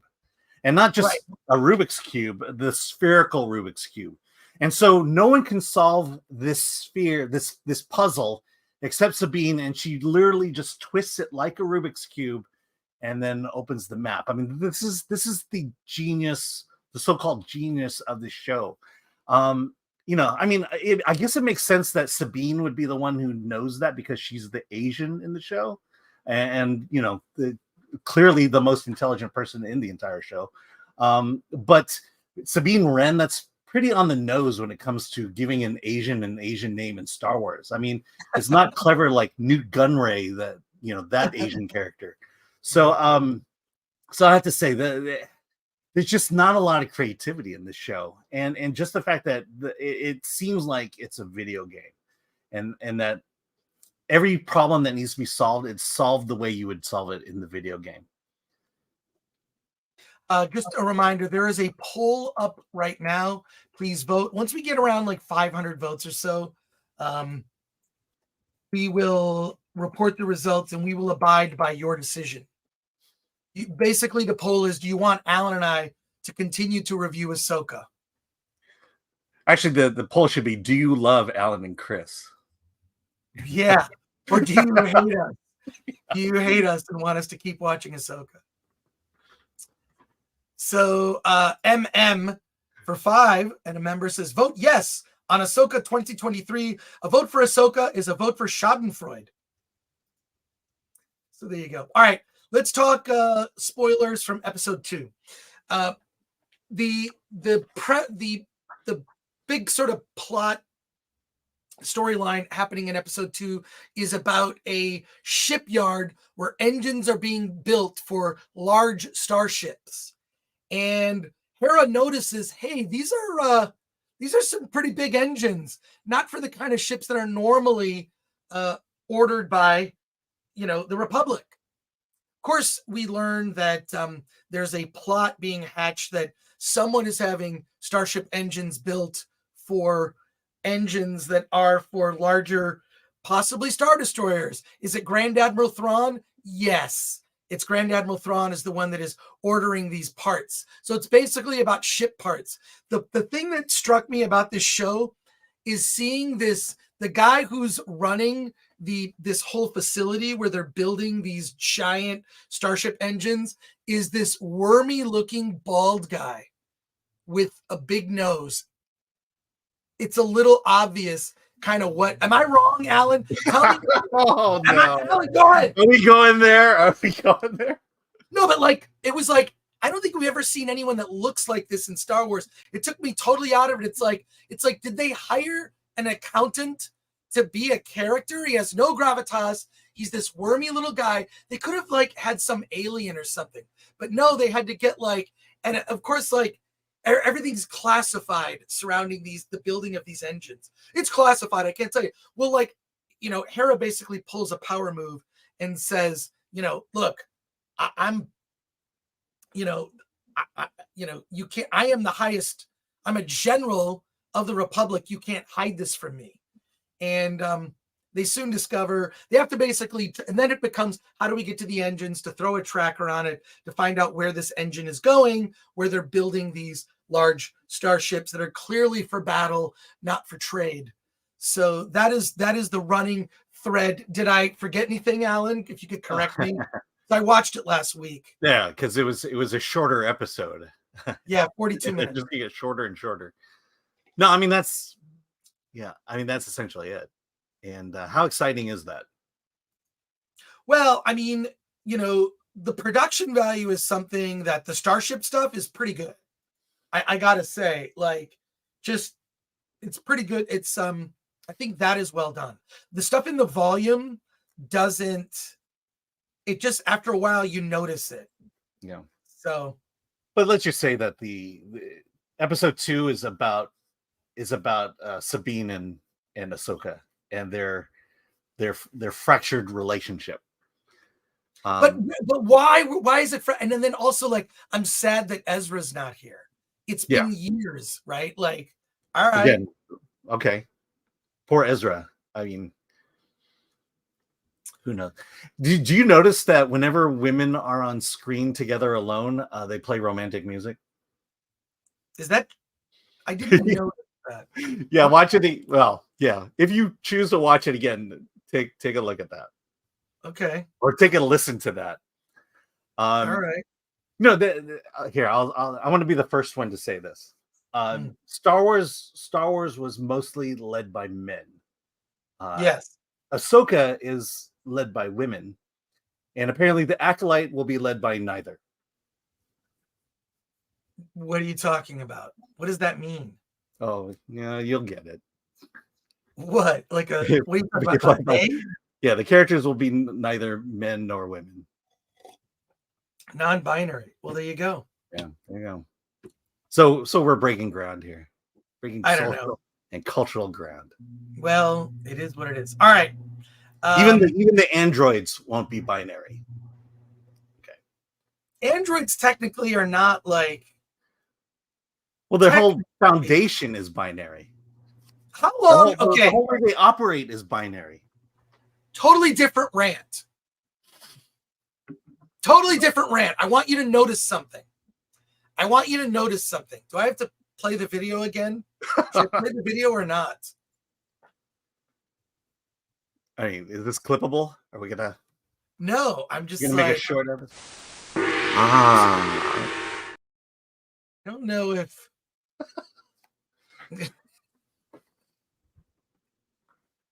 I'm sorry. We still need more scratching videos. Why are we not creating scratching videos? We had the scratching video. We have one scratching. Oh, I think the scratching has begun. I know where to scratch. Okay. How long is it? I am asking a very important question. How long until C-3PO gets canceled? Let me tell you why. Go back and watch the first Star Wars movie. I'm talking about A New Hope, episode 4, whatever. First Star Wars movie. C-3PO is incredibly abusive to R2-D2. He physically assaults R2-D2 and hits him. He calls him names. How long until people notice this and C-3PO gets canceled? This is a serious question. When you go back and watch the original Star Wars, you see how often he's kicked, he's hit, it's like Three Stooges type of antics, so it's played for laughs. But how long until we look at... Do you notice that nothing like that happens in modern Star Wars? That kind of dynamic? And the thing is, it stands in contrast. It's one of those things, I never noticed it until when you look at Disney Star Wars and you see older Star Wars and you see there's certain things they don't do. What do they not do? They don't cut off limbs in Disney Star Wars, and they don't have droids. They don't have droid on droid violence. Go back. I'm serious. Once I point it out, you cannot unsee it. Watch the original Star Wars. Notice how often C-3PO abuses R2-D2 by physical assault by using names and language. How long? Not long. Yeah, and it became such a problem that now all protocol droids are female. Right. All right. We have a special guest that's going to join us in about 10 or 15 minutes. The director of Holistay, director Mary Gallagher. It's a horror film. We're going to talk to her at the end of the show. But let's get to your comments and questions here. We're going to talk about, for the next 15 minutes, we're going to continue to talk about Ahsoka, and we're going to see the results of the Ahsoka poll. Have more than 500 people voted, and then we're going to reveal the results. And if you could put the results in the as a highlighted question, Ms. P. Coffee, and then I'll highlight that. All right, starting with a couple super chats here. I guess the bottom line on Ahsoka, Alan, would you recommend Ahsoka? No. And depending on the poll, we'll decide whether I see the rest of it or not. Right. Well, I'll just say this. Watching modern Star Wars to me has been nothing but a frustrating experience. Yeah. It's frustrating knowing what Star Wars could have been and knowing what Star Wars was. It's just, yeah. James for 2 says, can we do a watch party? Ugh. A watch party? How would we do that? I guess I could watch it on my iPad here. I feel like it'll be like a party I throw. No one will show up. I'll go to your party, Alan. Oh, gosh, thanks. Actually, I'm seeing you tomorrow night. Alan and I are going to a screening of Bottoms at Vidiots. Yeah, I'm excited. I've never been there. It's really cool. So we're going to a screening of Bottoms, which I saw the trailer. When I heard the premise, I'm like, oh, I don't want to see that. That looks lame. Then I saw the trailer and it looks very fun. Even my wife wants to see that one. It's a raunchy teen comedy. So I have a very special gift for you. Have we talked about this one already? Yeah. No, I put it in my car. Okay. So I'll give it to you. I'll give it to you tomorrow when I see you. So either I'll give it to you early or yeah. All right. We're going to show the results of the poll in a minute. And I get through some of these chats. C-3PO won't get canceled. R2 is Jewish and Jews are white. Lol, says Deos Pigeon for $4.99. Pilgrim Media for 2. Will there be a hot droid on droid action? Lord Shax from Rumble says, Chris and Alan, the show being like a video game has to do with the fact that today's writers have no real world experiences. They're only referencing their playtime from video games. Yeah, it feels very, very episodic and quest oriented.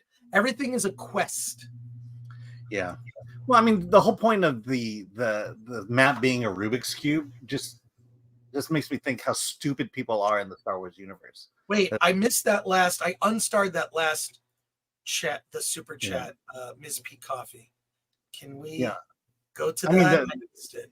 Yeah. I mean, Raiders Lost Ark was a series of puzzles, but at least that was more interesting. And that at least had something to do with archaeology and religion and at that time. But, I don't know.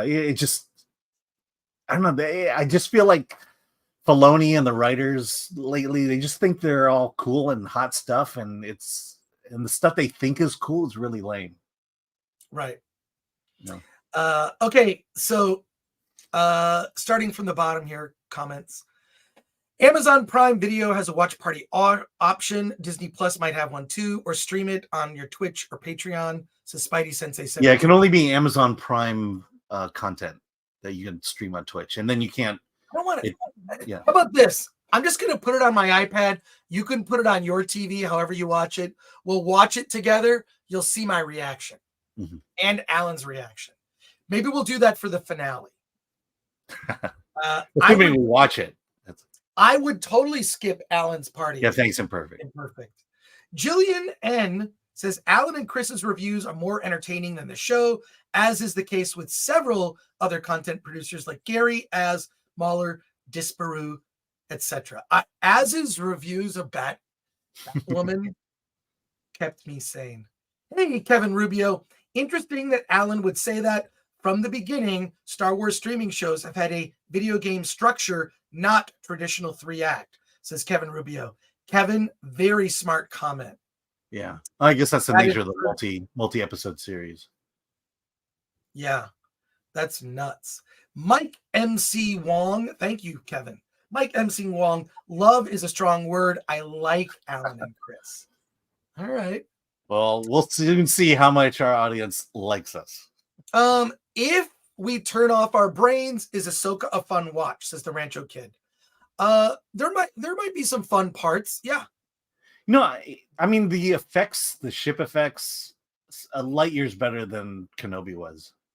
Yes, it's unbelievable how production value wise, Ahsoka is so much better than Kenobi.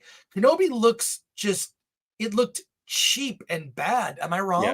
Well, even the addition like of ships and things, it just didn't make sense. But I'll also say that Kenobi was clearly a COVID shoot, and so I think they were kind of limited there. But it's just fundamentally bad. All right, the results of the poll. Let's do it. Thank you, Rancho Kid.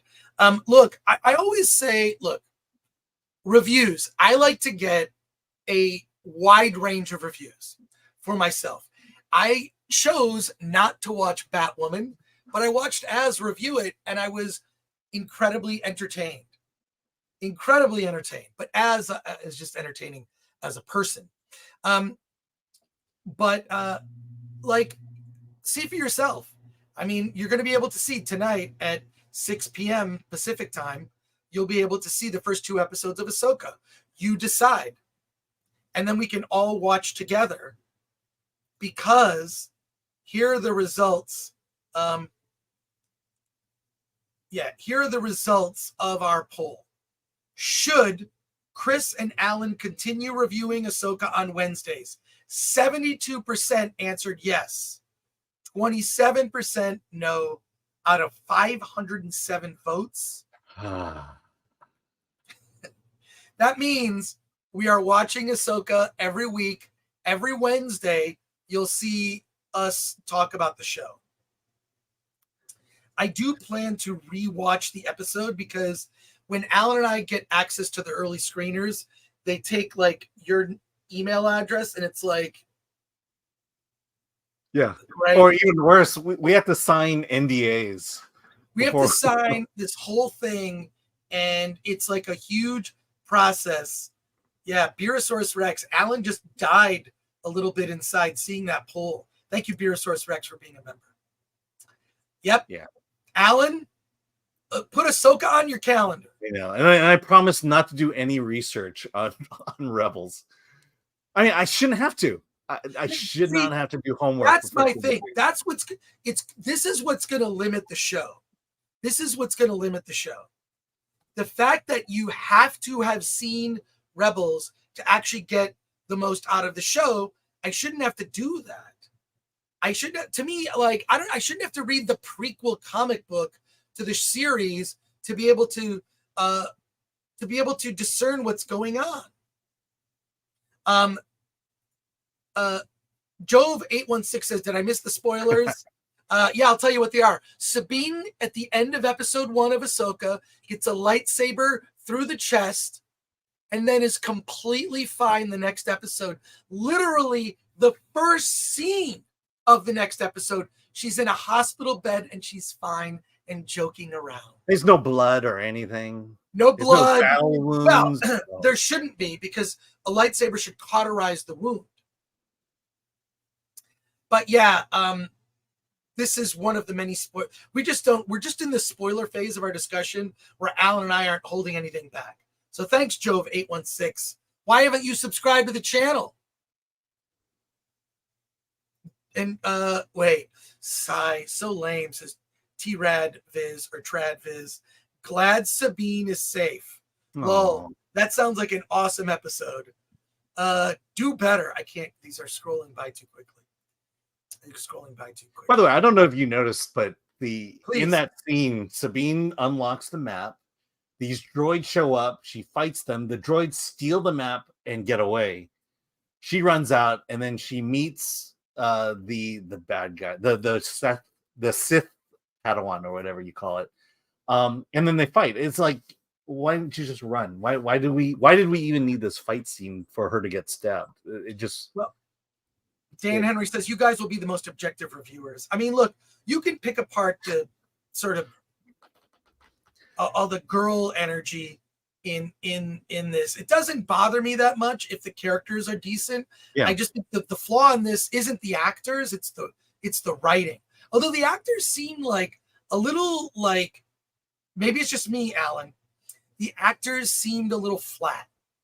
And I think especially Mary Elizabeth Winstead. Yeah, because a lot of times her character Hera is like she's like the hologram version of her. Mm-hmm. So like she's watching Sabine getting better in the hospital, but she's a hologram version of herself. Holy War says lightsabers are worthless these days. By the way, I can admit I don't think we're going to be that objective about the review. Yeah, I don't know. James Diaz says, so production value was the only pro Ahsoka has? No, the effects were good. Production value was good. I just think the characters, the other thing is that you have to have seen Rebels to know what the hell's going on. And they still didn't, in 2 episodes, didn't fully explain exactly what's going on. Best Skirman 38 says, lightsaber stabs are now light tickling instead of stabbing, only in Disney. Maybe that's one of the settings, light tickling versus pure impalement. Yeah. Hi. Okay, wait. No, hey, Jillian N, 5 Film Threat memberships.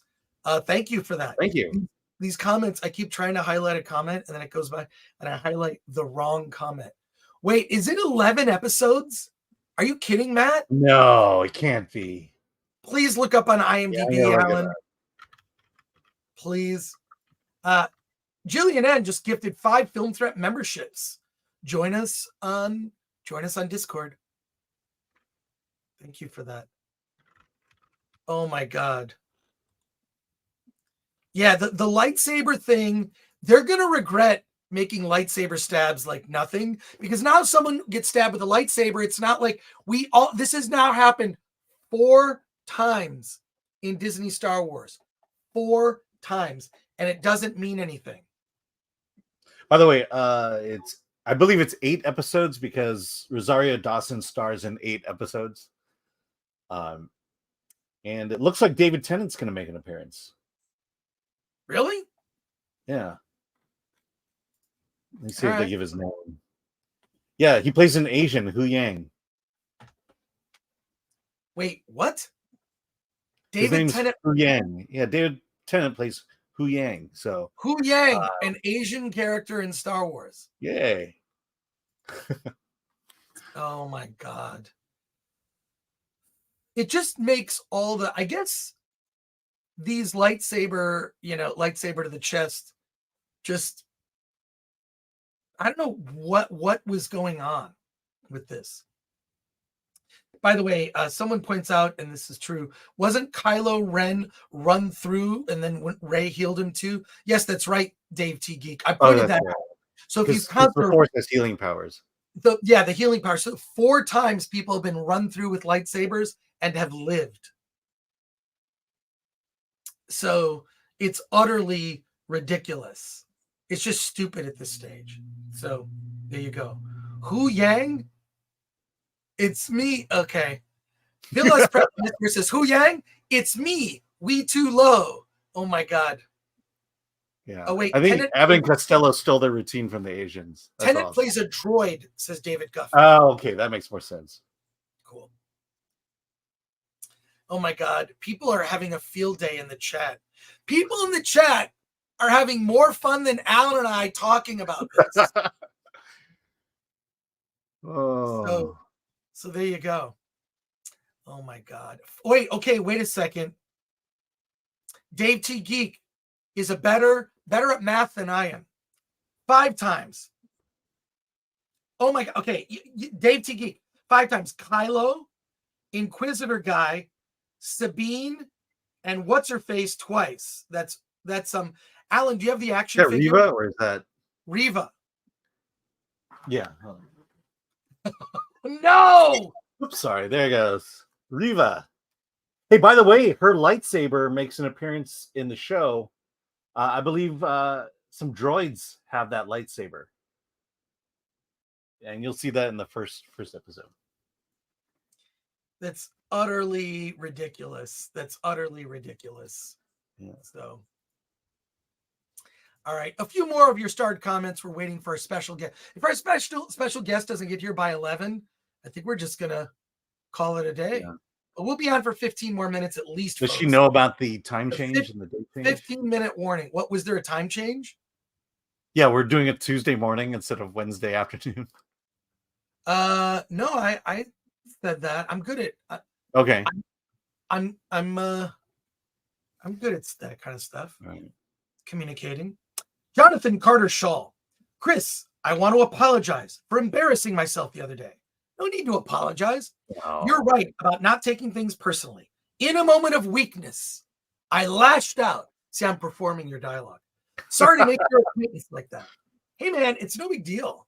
It's no big deal. Plus, I mean, look, this is the problem. Jonathan, it's cool. This is the problem with email, social media, and all this stuff. You read words. You read words with the emotion that you're feeling at the time. Sometimes the words just mean what the words say. That's completely fine. And I was just pointing out my experience having talked to actors. My general experience having talked to actors is they kind of blow where the wind is blowing in order to remain gainfully employed. They're very political, and I don't mean political in an actual political sense, just they're very diplomatic and they're pleasers.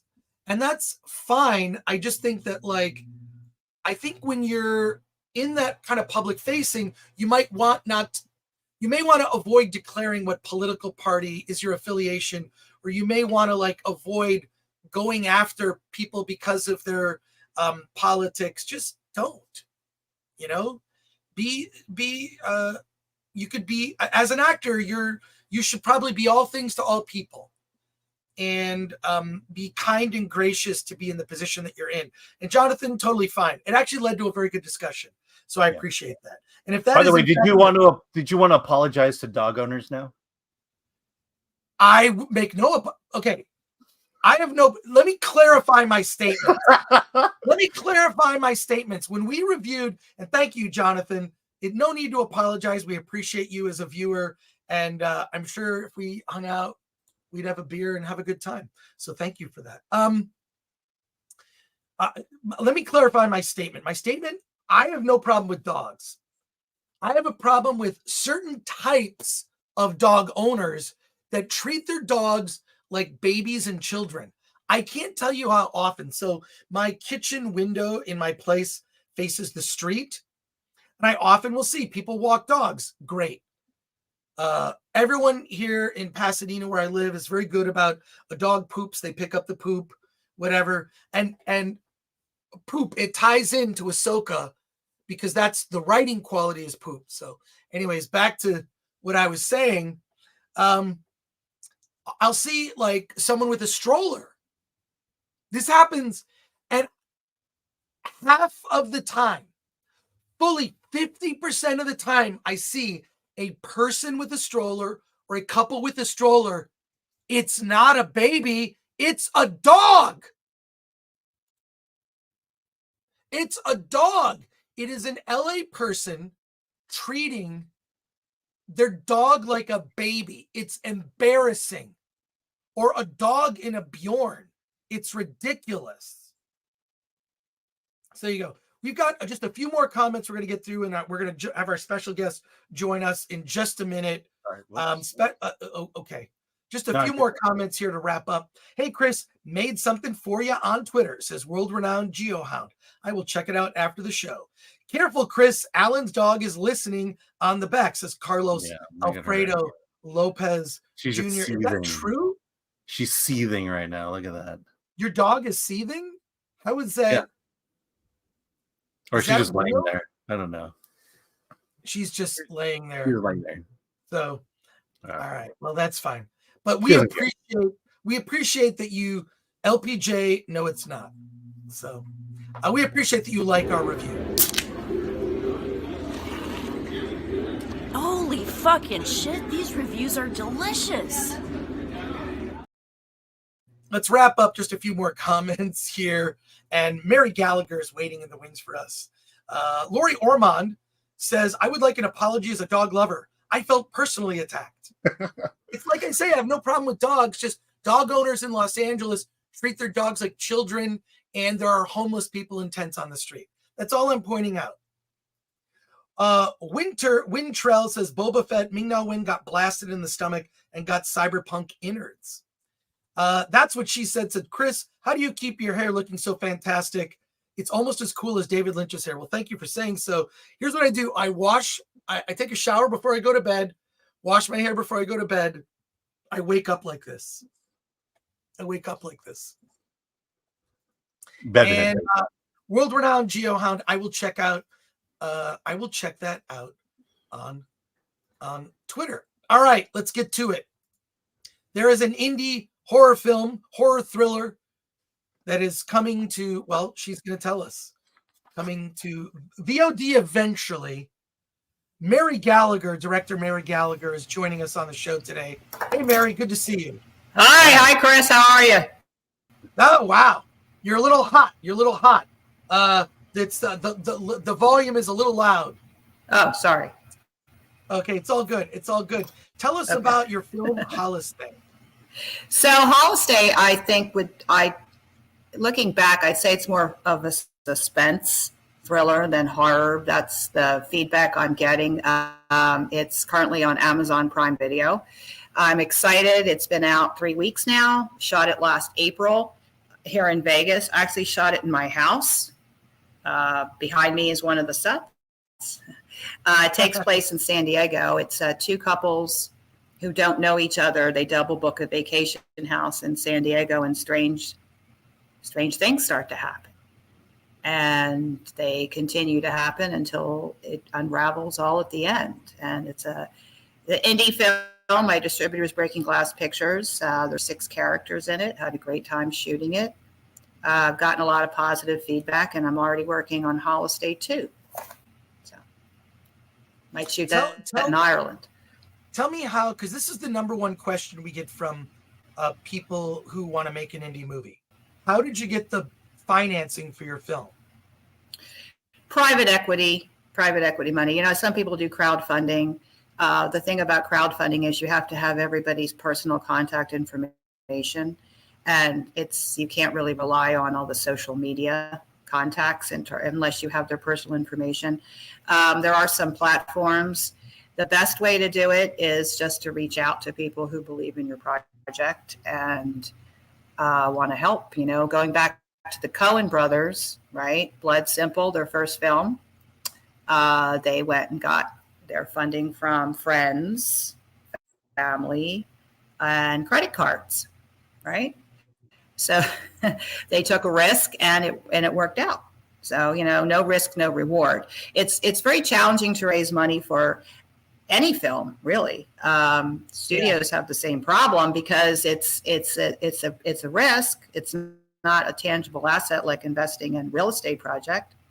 You don't really see the results until it's up on the screen or to see if people are going to like it. And if you spend an awful lot of money on it and it doesn't work, then that's problematic. So it's important to keep the budget realistic, low for indie films, and just look for resourceful ways to raise your money or to convince people that you have a good project, and that they will benefit from it later. That's what I would suggest.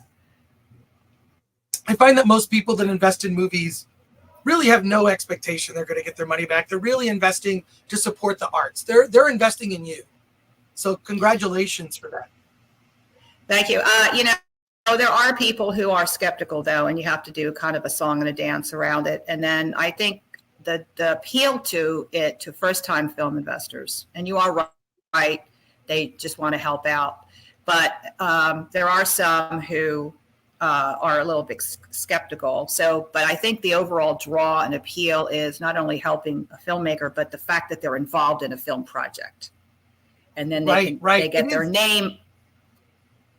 They get their name up on, yeah. You get the producer credit or executive producer credit. You get to go to the premiere and you get to brag to your friends, at the country club. You get to say, hey, I invested in a movie.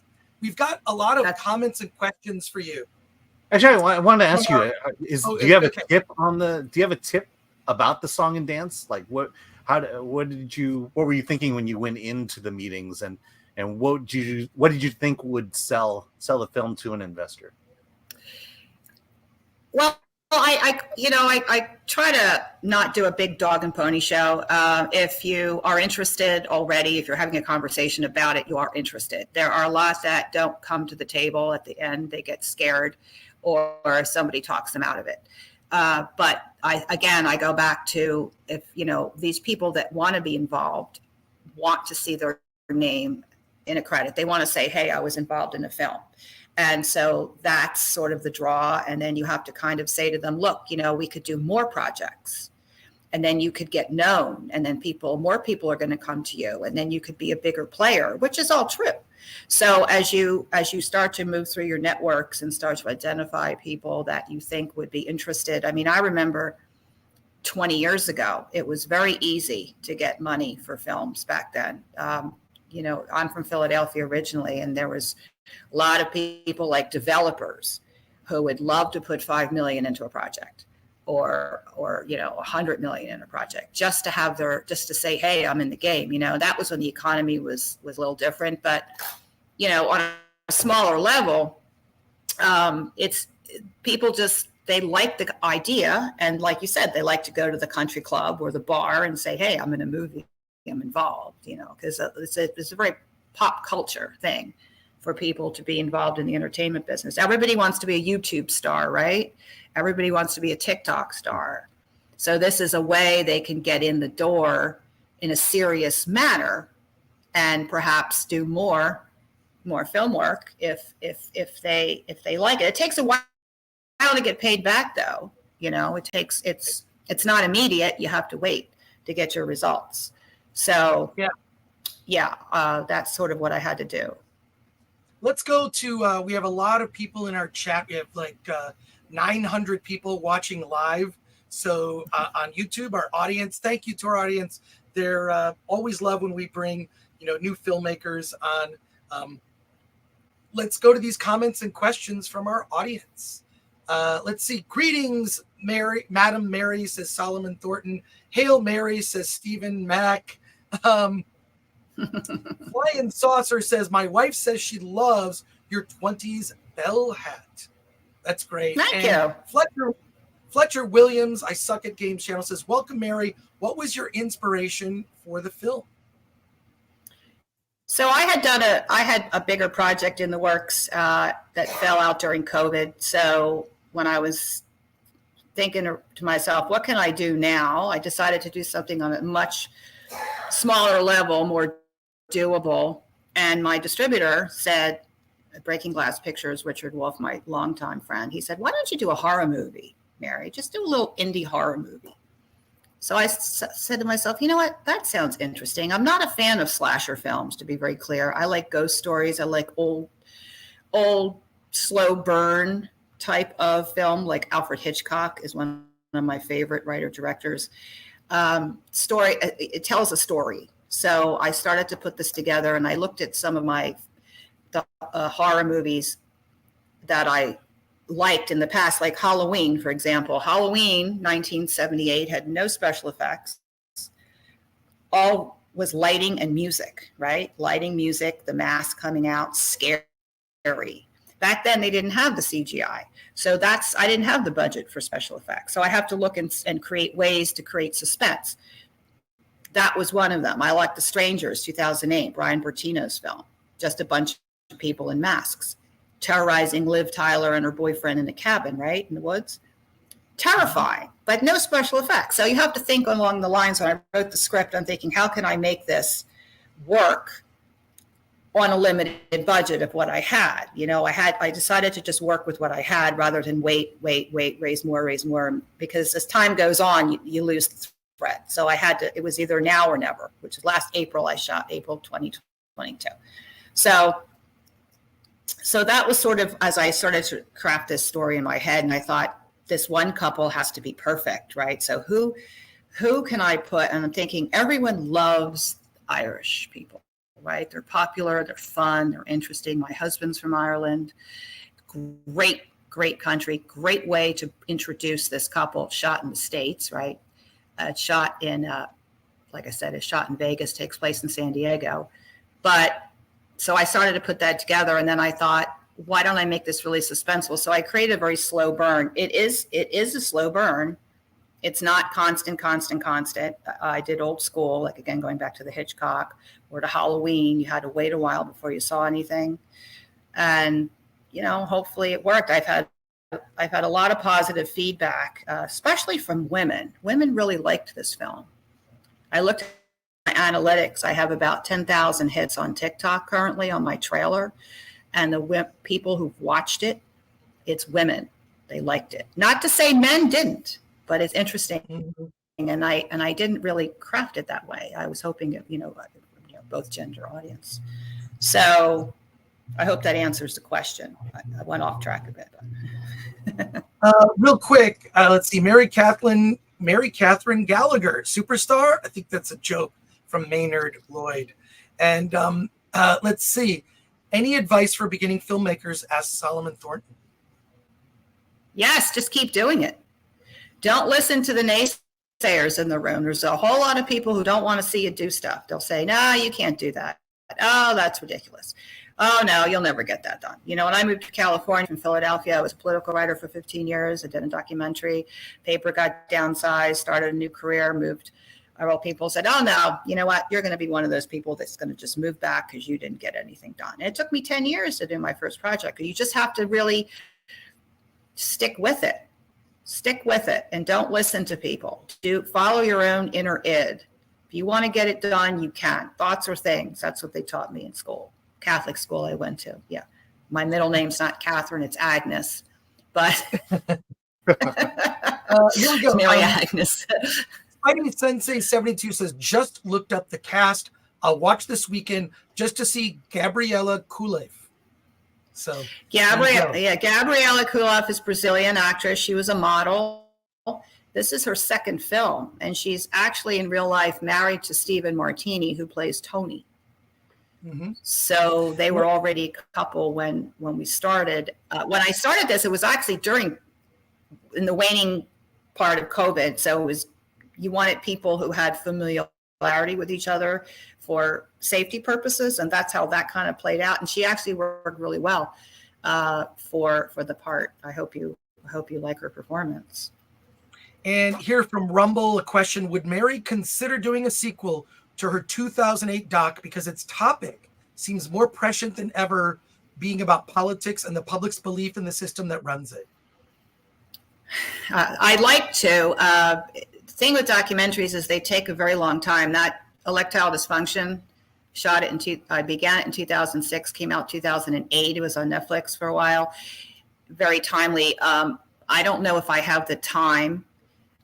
You do have to travel all over the place if you're doing something on this broad spectrum. It's a great thought, and I appreciate it, and it's something to consider. I'm currently working on Holistay 2. Holistay's a trilogy, 1, 2, and 3. So, but anything's possible. Anything's possible. I could put a quick crew together and go tour the country, I guess. To talk about, it is a great time. It is a great time to do that. It is a great time. That's a very good suggestion. I'll meditate on that for sure. Quick comment. Jimmy Francis says, finding the money takes so long, it can easily kill your motivation before you've started. You need to believe in it for a very long time. So there you go. Yes, you do have to believe in it. And I think once you get some people interested, it's easy to get more. You just have to get that first person in the room. And then once you start the party. Fletcher Williams asks, what did you use for filming, editing, and color correction? So my DP had a red camera. I had about a 6 person crew. My editor did the color too. She did all that. You can get people who can, if you have a good editor. I'm not sure what color she did. She used the LUTs. We had to get, which is the film over the lens.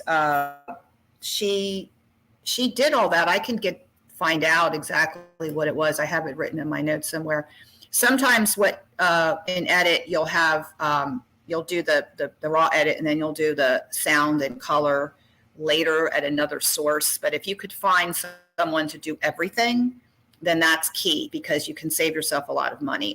And today it's so you can get all these programs in the computer system. Like she had everything set up. I remember back in the day we had to go to the old editing bays and rent the edit bays and get the editor to come in, and you have to sit there together. Now it's all virtual. She'll just send you a link, and you use for each scene, and yay or nay, and so then you go back and forth. I wanted color to be sort of surreal and not totally bold, to create that sort of ambiance.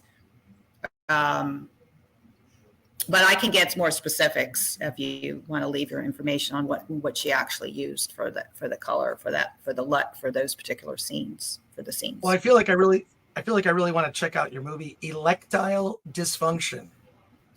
It's on YouTube. It's on YouTube. You can just tap it in, because I expired. Yeah, Electile Dysfunction. Look it up. It's Mary Gallagher's documentary. And a last question here, and we should remind people, the movie, you can see it on Amazon Prime Video right now. Your final question here from Matt Shannon asks, what's more interesting to you, documentaries or narrative feature films? Right now, it's features. Documentaries, like I said, I was a journalist for 15 years. It's basically interviews on celluloid. It's fascinating.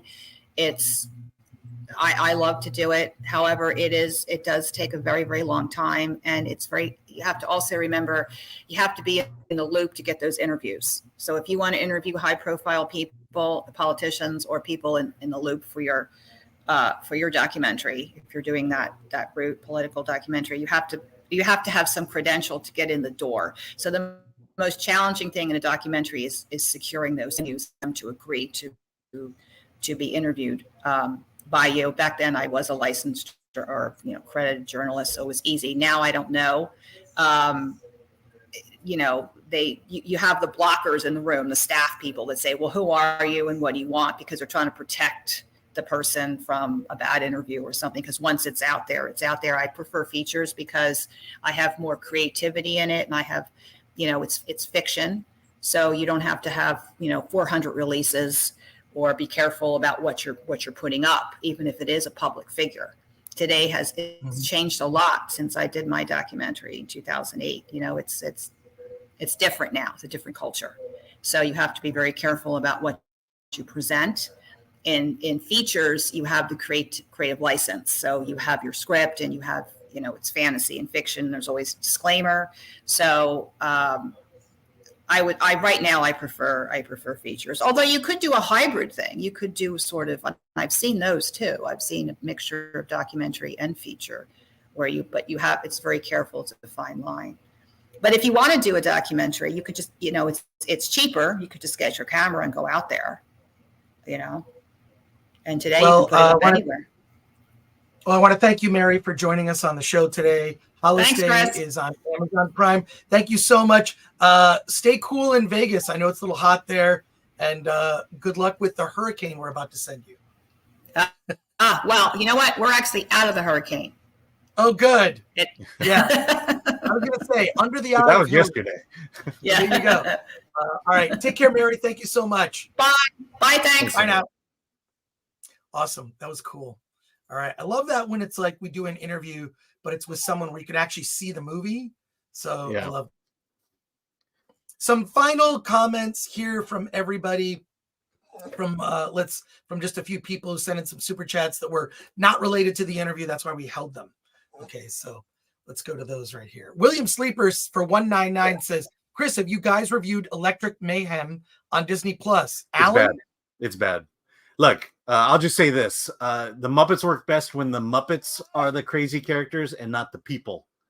The people need to be the straight person. The Muppets need to be the comedy. And unfortunately, Lily Singh and the other cast, they try to be Muppets themselves, and it doesn't work. I don't even know what it is. Is it about... It's the Muppets. It's the Dr. Teeth and Electric Mayhem band. It's a TV series about the band. That sounds awful. I have no way with Disney. What has Disney done with these franchises? I mean, it's crazy. No, look, it's when I was in junior high, my life was about Disney, Star Wars, Muppets, and Marvel. And look where we are. Well, there you go. Oh, we missed a question for Mary. It was Mary's thoughts on Rachel Zegler. We need to know. That I feel bad. It's not really apply. Felt bad about not getting to that question. Yeah, that doesn't apply. So, all right. Let's see. William Sleeper for 499 says, as an illustrator, I have always loved movie posters and advertising. Now that it is all but gone in a big movie, any chance of indie films bringing it back? Follow Film Threat on Instagram. If you follow Film Threat on Instagram, it's effectively a feed of movie posters. I personally run our Instagram. It is focused on movie posters, and I'm going to share it right now. And I love movie posters. There is an award show every year called the Key Art Awards. Key art refers to the key art, which is the key art for a movie. If you look at the Film Thread, we're trying to get to 10,000 followers on Instagram, but check it out. It is literally a feed of cool, weird movie posters. And you might notice if you follow it and you go here, I try to do them in blocks of 3. There's always like a connecting tissue between three of the different, like here, it's just all red movie posters. Then here you've got movie posters related to people with axes. It's just weird movie posters. So and then occasionally I throw in stuff that Alan and I are doing, some memes or whatnot, Look, there's Alan as Barbie, or as Ken. We're both as Ken, I guess. Anyways, subscribe to our Instagram if you like movie posters. It's a running feed of indie film movie posters and stuff that Alan and I are up to. So check that out. And I'm a huge fan of movie posters. Love them. So, and Solomon Thornton says, love the Film Threat interviews. This is one of my favorite film schools. Hey, we try to bring you filmmakers every show. We try to put it at the end of the show because we know not everyone is interested in it. But thank you for that, Solomon Thornton. We appreciate it. And thank you to our mods today, the Chicago Box, Flaccid Phoenix. Shout out to Ms. P. Coffee, Glenn Brown, our producer. And you know what? Shout out to Alan. Oh, hey. Shout out to Alan. And because Alan, if you need even more reasons to love Alan, it's because he is such a good father. Hi, Dad, I miss you. Well, your daughter's on vacation, apparently. Yeah. So. Yeah, she was live streaming this morning. Yeah. And wait, what happens here? Clip that for a short. Glenn. Clip that for a short. Clip that. Clip that for a short. I know where to scratch. Scratch. Scratch.